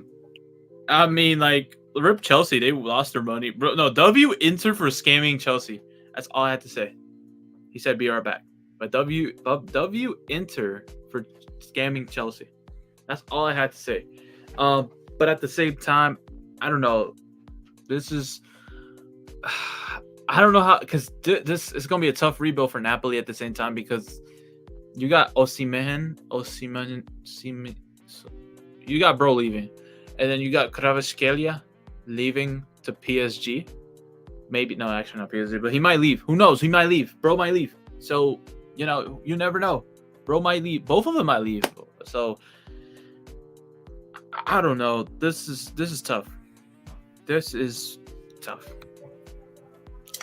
Well, look, disagree with you. You're right. Bro has been playing for like he's gone on a freaking national team tour across Italy, same with all these players. And like at this point, like all that's like, bro, 2 years from now, we're gonna see Lukaku join Venezia. So who knows? But look, bro, at this point, he's gonna go. Give him like a next season. He's gonna play for AC Milan, and then the next season after, he's gonna play for Juventus, and then Lazio. Bro's gonna play at every club in Serie A at this point. Bro loves Serie A. Bro, he's gonna be the journeyman in Italy. That's all I'm gonna say. Yes, the Italian journeyman. But yeah, like I said, this is gonna be a tough rebuild for Napoli. If you're gonna get Lukaku, do you have faith in Lukaku? I don't know. That's gonna be a tough person you have trust in. And you got Osimhen. You got him. He's most likely going to be leaving for PSG. I believe there are reports that saying that he's already accepted the terms and he wants to go take the move. And him going there is low key better than Randall Colomouani. He's been kind of a little bit of a bust this season.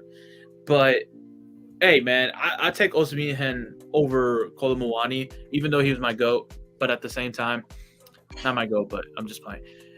He was GOAT for one career mode. We don't talk about that ever since. But like I said, and you got Kvaratskhelia. And the thing is, I learned how to say his name. That's what's crazy. Kvaratskhelia. He got him probably by leaving Napoli too, and he needs. I think it's time for him to make a big club, like a big move. Napoli is good, but I think it's time for him to go to a new club. Get that rebuild on. Hey man, I don't know. I see apparently if you search up Kvaratskhelia, Liverpool is interested with him. I'm not sure if Liverpool would get him because at the same time, Mo Salah might get replaced. He's getting old. You got to get someone on that wing, and Kvaratskhelia would probably fit for Liverpool and their system, in my opinion. Gotcha. Well, yeah, I mean, taking a look at the table from last season, Napoli didn't even get European football for crying out loud, dude. They ended up in 10th place, same with Torino with 53 points. And this was the worst Serie A defense ever because they won the league before that. Ouch. Yeah, like you said, it's going to be a tough rebuild for Napoli. I mean, even look, if Lukaku is joining, do you think that this will be a better season for Napoli? No. I agree. I think what Napoli need it's Lukaku that gets one out of the list for Osimhen because Osimhen is most likely going to be the one who's departuring after this season. They got to work on their defense and their midfield, maybe. I think that's what they got to focus on. Yeah, I agree. Oh shoot. Don't remember that. Can you hear me? Yeah, I hear you. All right, man. I was trying to connect with my headphones, but nah, they're 10%, so never mind about that. Next time But I'm bringing popcorn, bro. What? I'm bringing popcorn next stream, dude. All right, bet. But I mean, yeah, I agree. Look, we could see maybe Napoli maybe reach European football qualification this season. Who knows? But like, look, here's a question for you, bro. And I'm gonna say this: from Osimhen to Lukaku, for me, I see it as a downgrade. But what do you think? That's a downgrade. That is a downgrade. Lukaku's prime is no longer here. Yeah. So. Yeah, like I said, like bro is going to retire at Italy. Like I just see that happening. He's gonna retire at Italy. So. Yeah. Lukaku. There you go. Eric says, Lukaku, this man loves to score goals versus West Ham. Oh, that sucks. Lukaku. Lukaku, the king of Italy, bro. The king of Italy. Bro, watch him play for San Marino, for the national team, San Marino. Bro, at this point. Who knows? You never know. All right, then, folks, let's move on then to the next topic. We're almost done, guys. Don't worry. So moving on then, guys, to the next topic. We will talk about our favorite club, and when I mean our favorite, I mean just World Cup in mind. Arsenal trying to get Calafiori, according to what is this picture?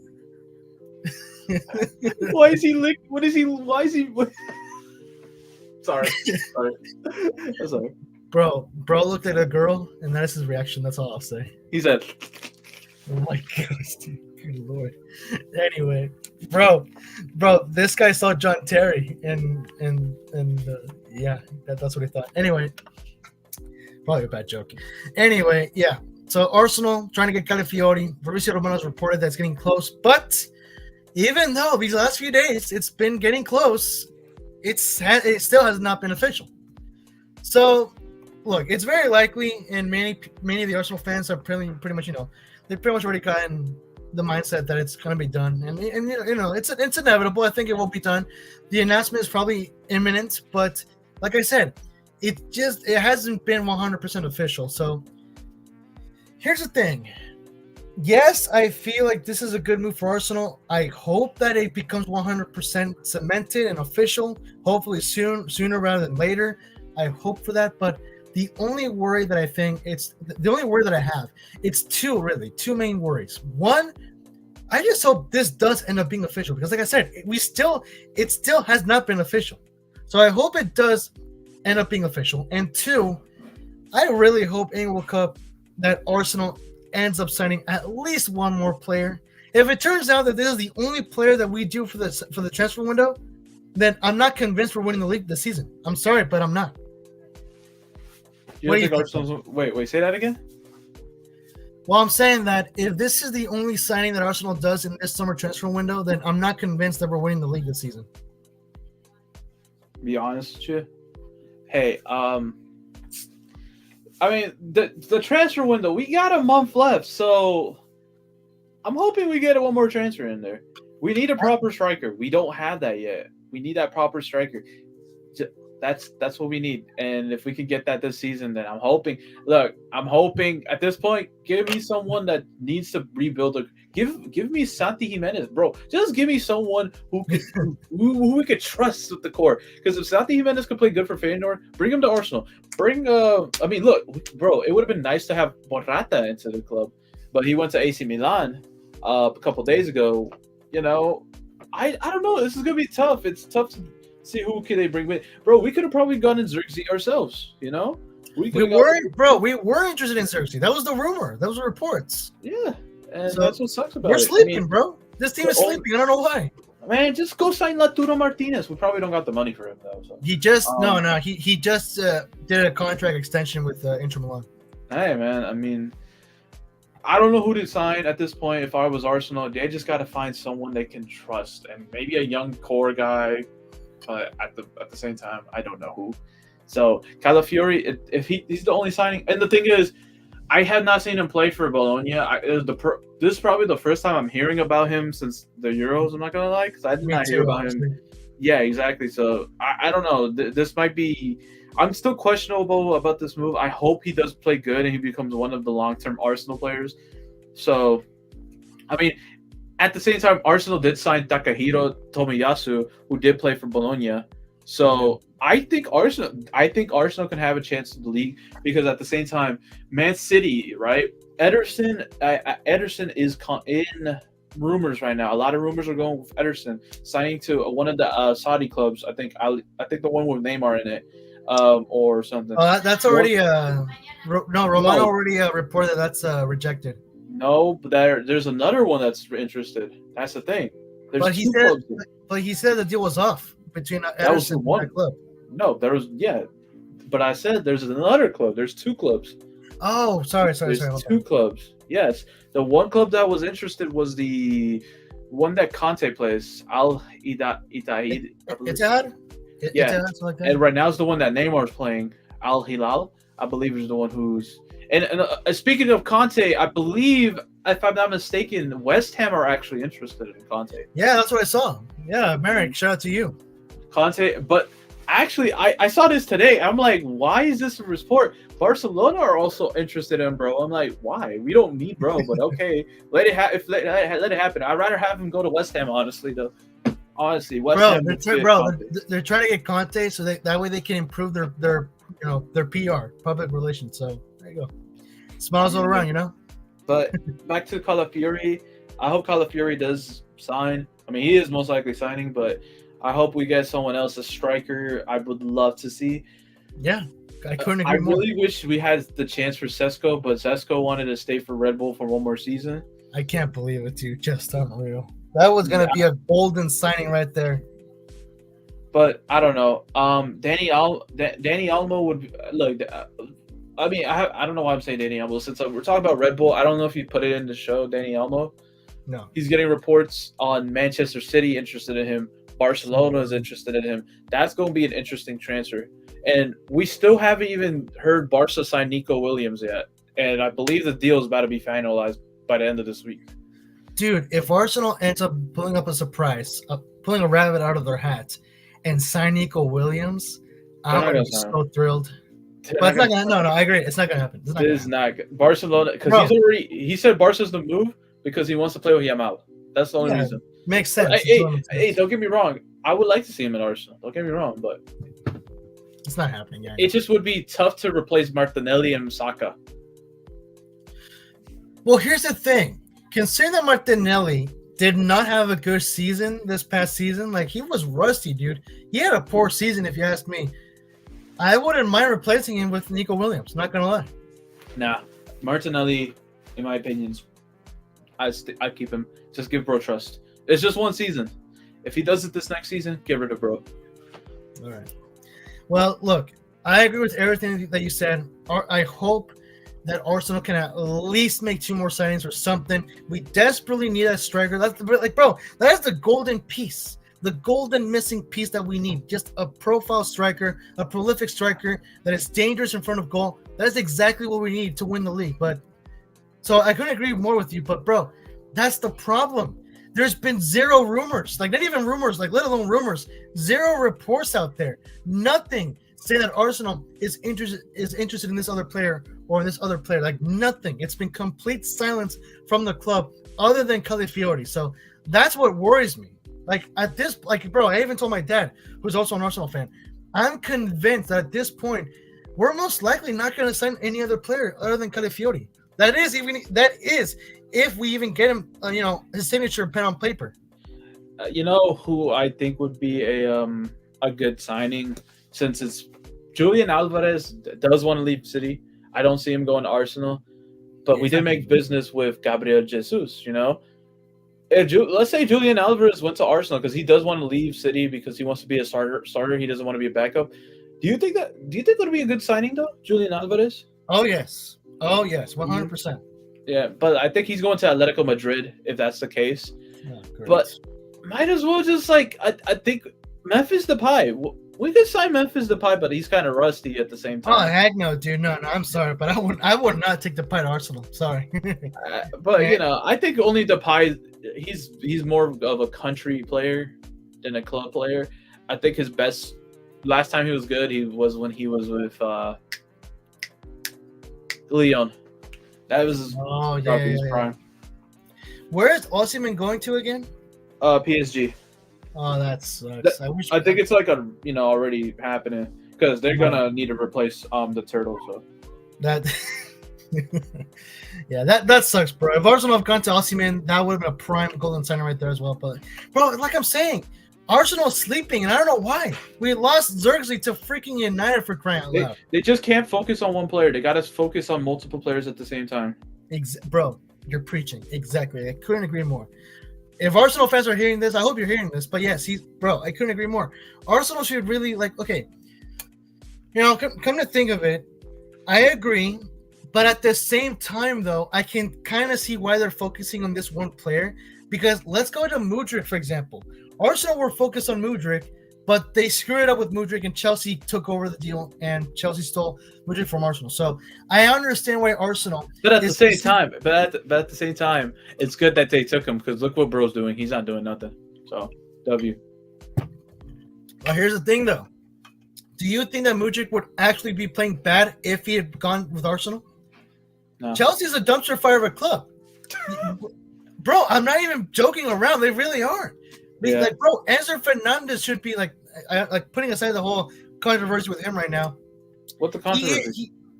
The racist chants, remember? He was. Oh, I didn't even know. I didn't know anything about that. I was like, what controversy? No, it's been trending this week. I mean, I would talk about it, but I mean, we already had lots of topics tonight's show. It was going way too long, but yeah, just search it up if you want. Like it's been pretty big right now online, in the football world. But putting the controversy side to the side, that bro won the World Cup, right? He's a world-class midfielder, and yet he wasn't a world-class midfielder in the Premier League. Why? Because it's just haywire with Chelsea. So I understand why Mudryk was playing very poor for Chelsea because that team is just bullocks, bro. Like, I know it's funny when I say that's a dumpster fire of a club, but I'm not even joking. They literally are. Mudryk would be thriving with Arsenal had he gone with Arsenal. I can guarantee you that. He would be playing double the performance, double the greatness with Arsenal compared to how he played with Chelsea. Agreed. But like back to what I was saying, I understand why Arsenal is focusing right now on one player, specifically in Calafiori, because one, they screwed up with Mudryk, of course, and two, that is exactly what happened with Declan Rice. Let's not forget, they lasted almost a month with Declan Rice trying to secure him with Arsenal after the battle they had against Man City. So, like to that extent, I understand why they're focusing on this one player, in this case Calafiori, but I totally agree with you, though. They really should. As soon as this Calafiori deal gets through, because I feel like it's going to happen probably by tomorrow or in 2 days or 3 days. Not tomorrow. I say in 2 weeks. Probably within 2 weeks. No, I think it's going to happen this week. I hope so. Though. Yeah. If that's the case, as soon as this happens, start be like, all right, who are we getting? Get that player as soon as possible because your time's running up. Transfer. It's about to hit August, the end of August, dude. You cannot be lacking, and I don't know who would they sign. I don't know, but we just need someone, dude. We just need someone. I couldn't agree more. Time is ticking, man, and Arsenal is sleeping, so I couldn't agree more. I really couldn't. So yeah, bro is speaking facts. All right, catching up in the live chat before we move on to our final topic for tonight. Merrick, what a picture of Calafiori, for real, bro. See, he's reacting to Arsenal sleeping. That's the thing, though. That's his reaction. Merrick says this would be a good sign for Arsenal if it's official. Yeah, for our sake, I really hope it is official for us Arsenal fans' sake. I think Arsenal can win the league this upcoming season. Their form in 2024 has been incredible. If they bring that into this season, I think they have a chance. See, I agree with you, Merrick, but just like what Englewood Cup said, we need that dangerous striker. That's the missing golden piece that we need, and it's just frustrating to see time passing by in this window and Arsenal not going for it. Like, I don't understand how Mikel Arteta doesn't see that. How can you not see that the team really needs a prolific striker that's dangerous in goal? How can we compete with Man City, who has Haaland, when we don't have our Erling Haaland? Now, yes, one could say that it's Kai Havertz, but that's the thing. Havertz won't play a striker all the time, not in every games. So And okay, let me before you continue, I want to go yeah, back to Osimhen. So Fabrizio actually reported this 3 hours ago. oh Actually, dang, no, a couple 12 hours ago. My bad.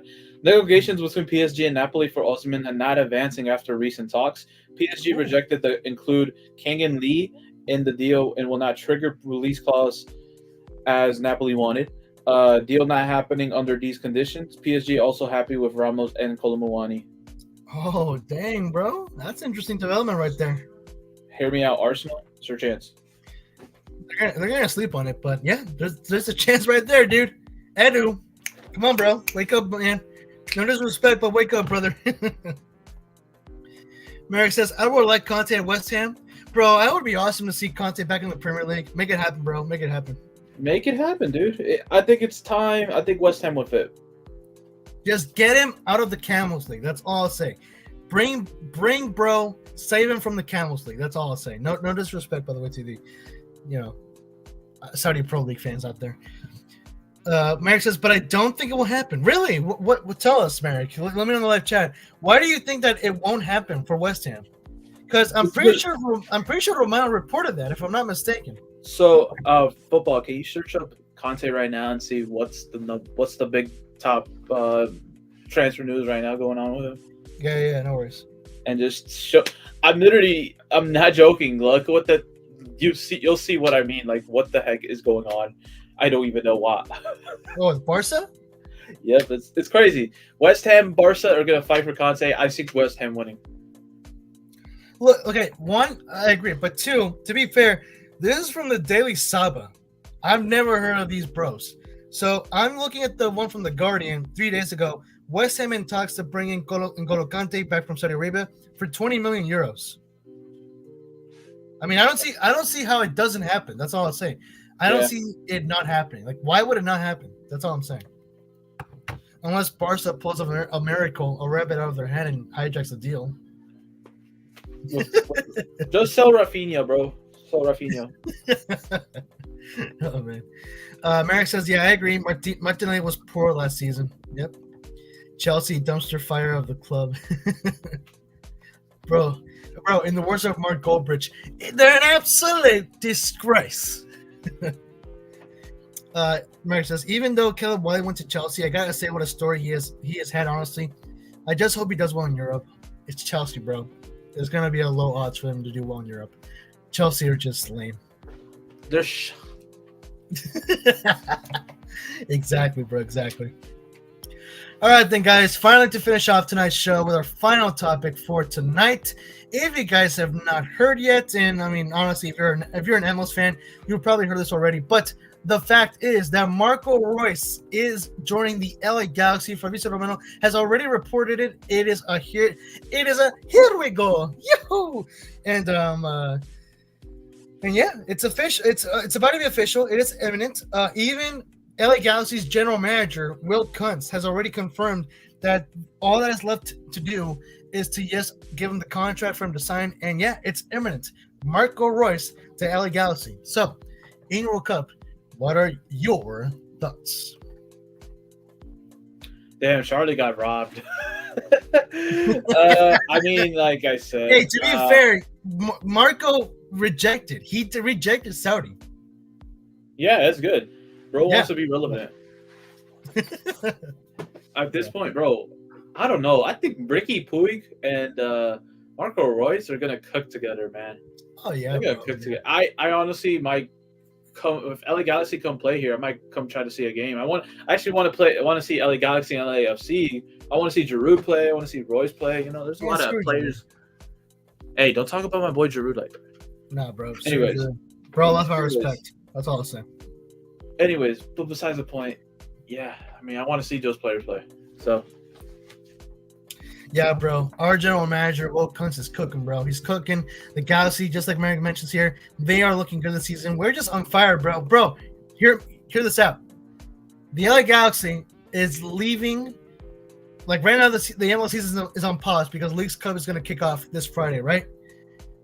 At this point in time, at this point in the year of the year, right? Just in general of the year, the LA Galaxy is in first place in MLS Right. The All-Star game is, I think, on Wednesday, right? Wait, when is the All-Star game again? Hold on, let me check.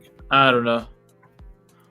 Well, the point is, the LA Galaxy is leaving the season before the All-Star game in first place. How does it feel to be a first place club for once? Wait, hold on. For the first time since 2011. So, to answer your question, it feels great. Like, the Renaissance, dude. This is our Renaissance.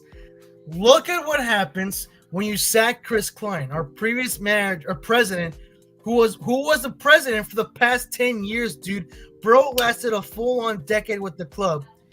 And we lasted a full-on decade without winning a single trophy, bro. Look what happens after you sack him. We're in first place, ending the season before the All-Star game in first place for the first time since 2011. Which, by the way, for the record, not only did we win MLS Cup that season, but we won that season undefeated at home. Guess what? We've been undefeated at home so far. So things are looking really good for us LAGs, bro. That's awesome. W.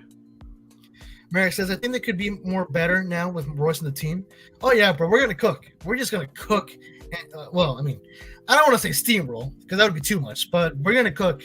Like, if I'm not mistaken, I think there's only 8 games left. 8 more regular season games for the LA Galaxy before the playoffs start. So, bro, who knows? We could legit make a run-in. Sorry, a run-in. So that's how you say it. A run-in for MLS Cup. So, who knows? Like, if you were to ask me if I think that the LA Galaxy would win MLS Cup, I would say I don't know. Like, I'm not too convinced that we could win MLS Cup, but I have a good feeling that we could do a good run in the playoffs, though. Merrick says the LA Galaxy could win the Leagues Cup. Bro, never say never, bro. Never say never. True. All you have to do is believe, bro. Believe. Don't be a doubter. Be a believer. A believer. Yeah, no, good point. You're right. Good point. To Merrick's question, I would love. Okay. Here's the thing.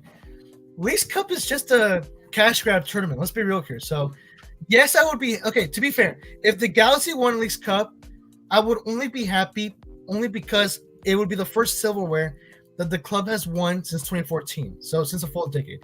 But who cares about the Leagues Cup though? That's just all I'll say. For me, what matters more is MLS Cup. So I wouldn't be too disappointed if the Galaxy gets eliminated in Leagues Cup only because I'm more interested in us getting MLS Cup. That's the real prize right there. Not a cash grab tournament. But again, go ahead. No, I don't got nothing. Go ahead. Okay, I was just gonna say that again. If the Galaxy does end up winning Leagues Cup, I will be thrilled only because it will be the first time we won a trophy in 10 years. That's all I'll say. Ray says, I'm very impressed with the LA Galaxy this season. Yeah, it's been very awesome. It's been a very impressive season. All looking good so far.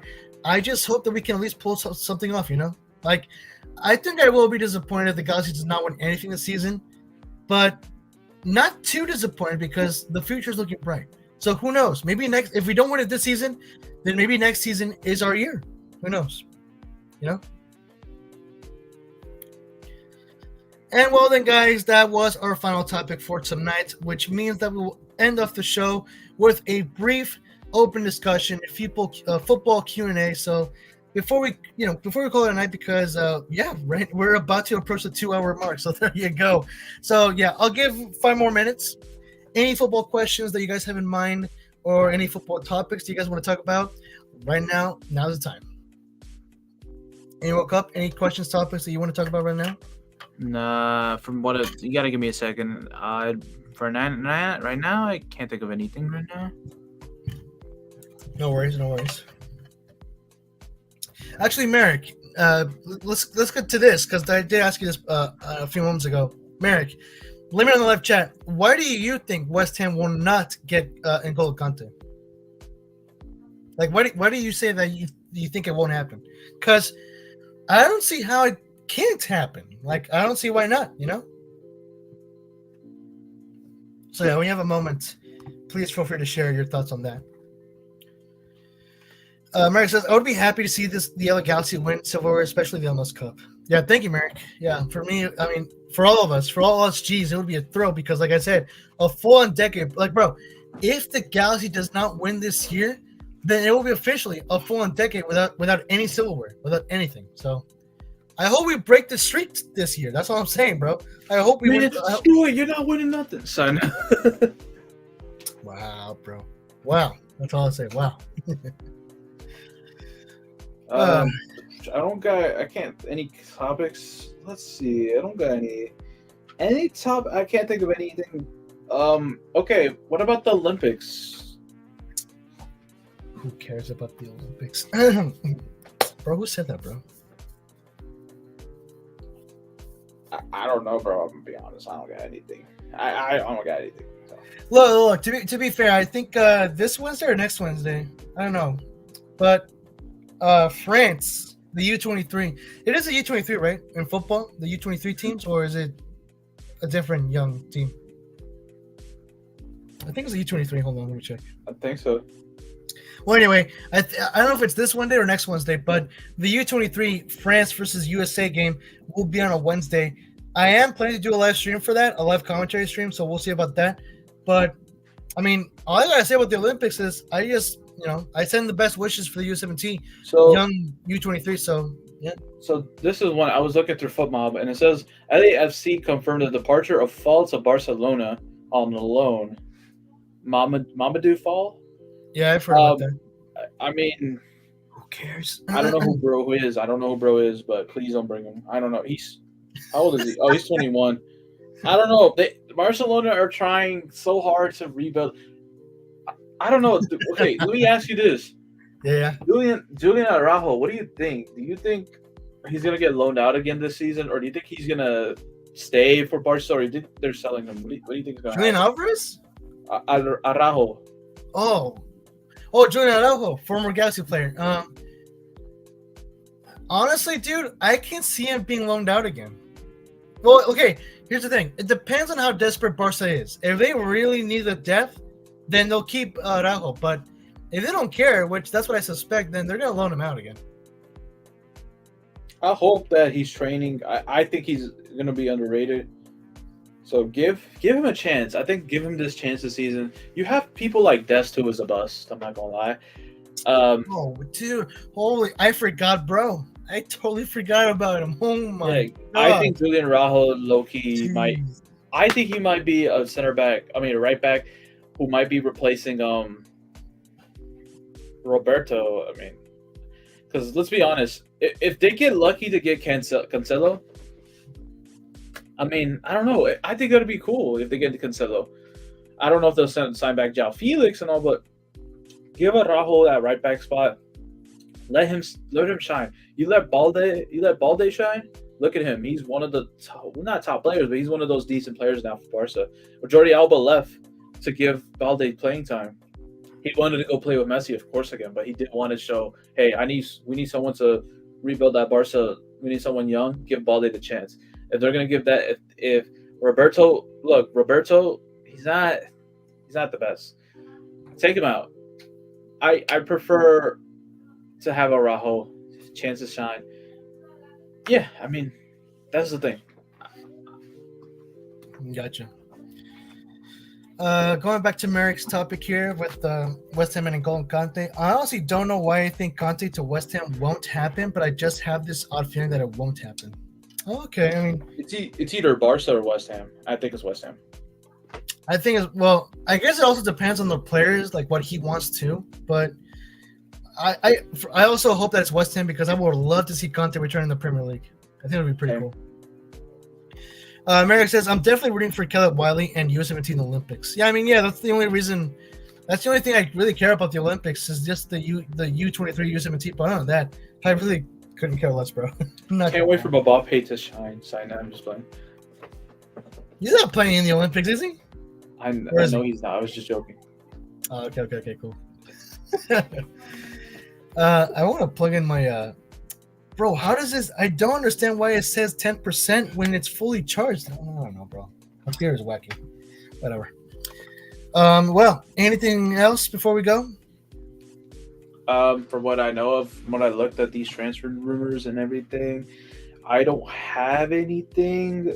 I believe Tottenham has just confirmed Højbjerg's exit to Marseille.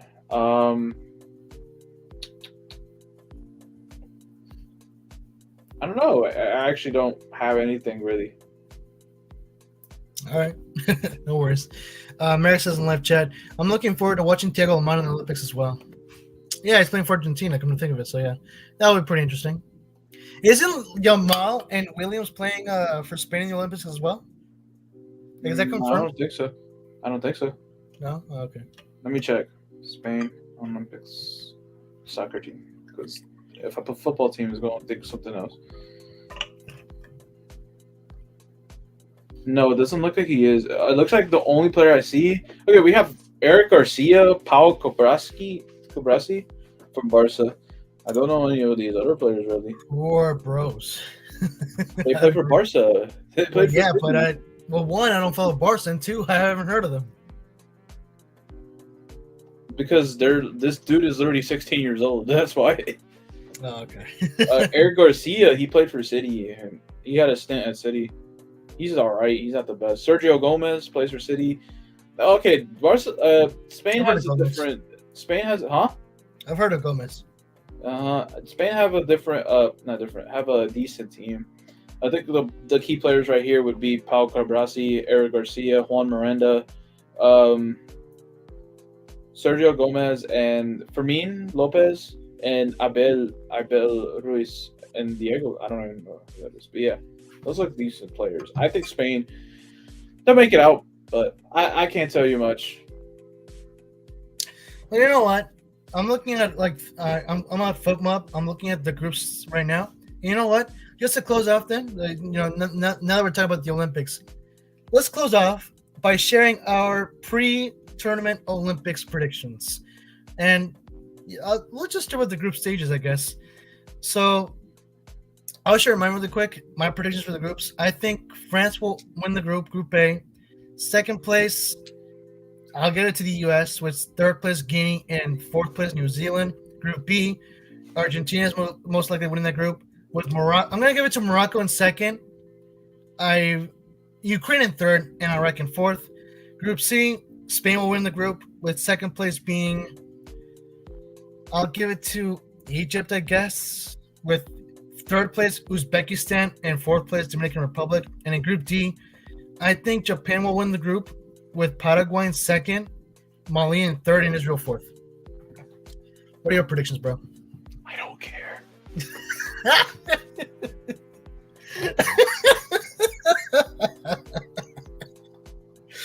Oh my god, bro said it whispering too. That's what made it better, bro. Okay, hold on. Can I see how it is? Oh my gosh. Bro, who cares? Awesome. Groups.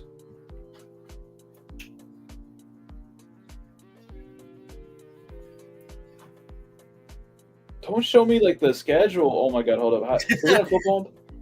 Bro, he's looking up a FootMob, bro. What do I search up? Olympics? Yeah. It should show up as Summer Olympics. Okay. France is winning that group stage with U.S. Actually, U.S. winning that group stage. I don't know. Actually, it's going to be between France and U.S. They're going through. Guinea is last place. New Zealand third. Argentina's winning. I'm going to give it to Ukraine going in second, actually, and Morocco in third. Iraq in last. Dominican Republic getting second. Spain in first. Egypt in third, I guess, and Uzbekistan last. And then for Group D, I think it's Japan and Paraguay going through, and then Mali and Israel. Mali's third, Israel last, I guess. Who's going to win the whole tournament? I guess Argentina or Spain. I'm going to be honest with you. Those are probably the best teams. France, if you look at the under-23 team. Why is Gignac in there? Okay.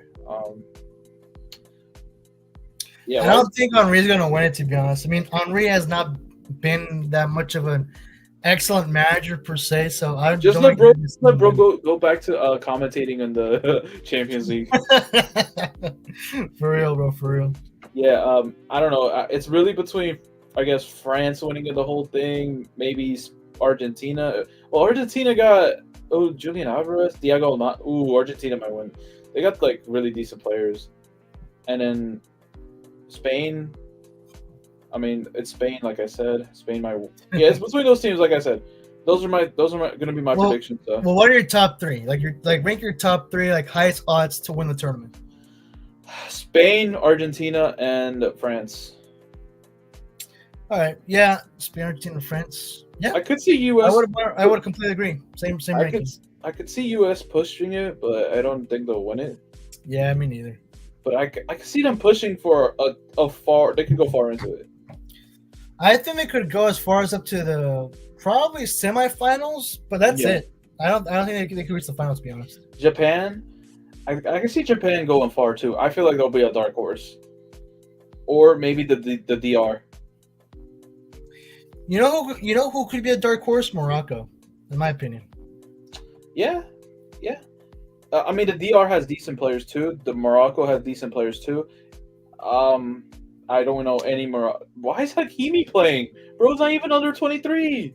No, it's because they're allowed to bring in 3 overage players. Chat, what is this? It's a genuine rule for the Olympics. Bro, that's why Lacazette's playing for France in this tournament. What? I'm not kidding. Hold up. We got... Y'all pick Lacazette over Mbappe. Chat, what is this? Michael Olise? Okay. Cherokee? Isn't Cherokee... Cherokee's 20. I thought he was older. Let me see. Kone? Okay, so those are the players for... Bro, Mbappe's 25, and this is a U23. They're getting, the only... look, when it comes to the overage players, it's players who are 30-plus years old. Walker Zimmerman's playing for the U.S. Chat, what is this? Oh, yeah, that's right. I forgot about that. Miles Robinson's playing. Chat, what is this?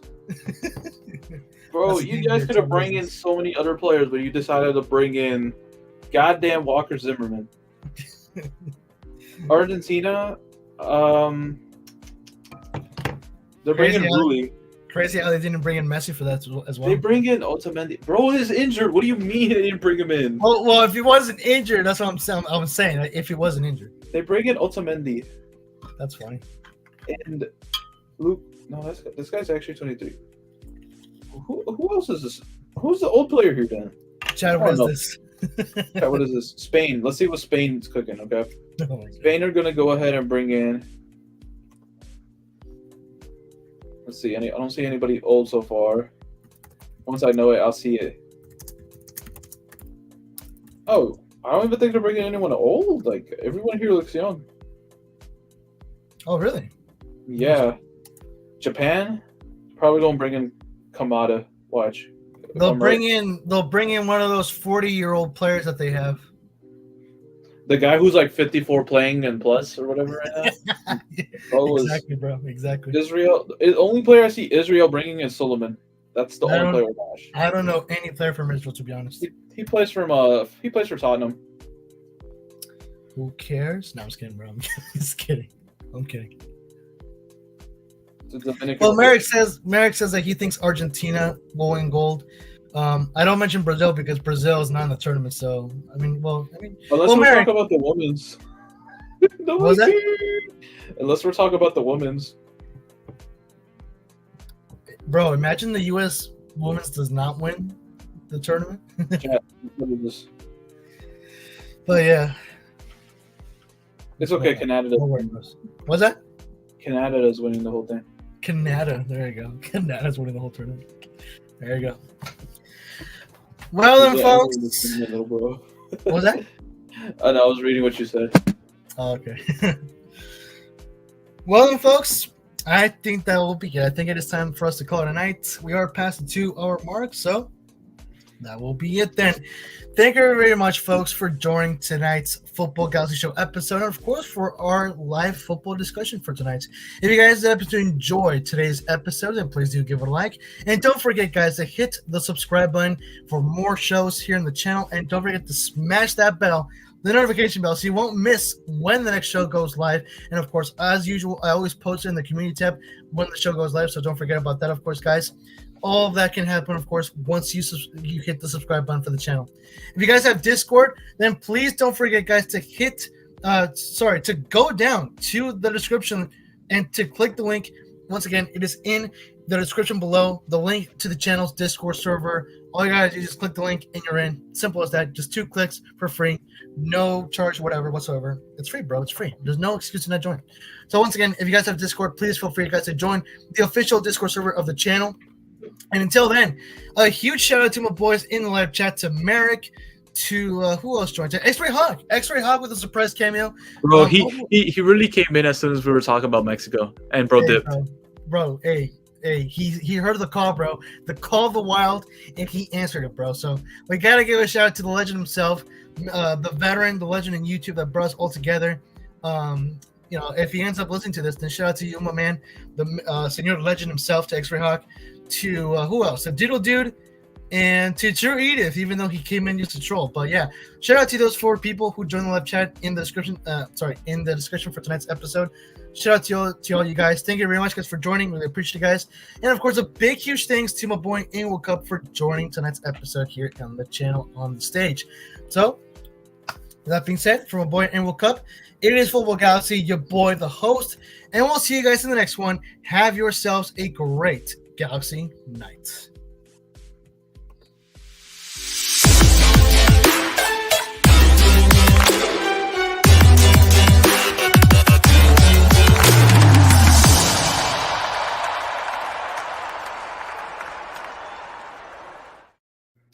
Oh my god, I'm so tired.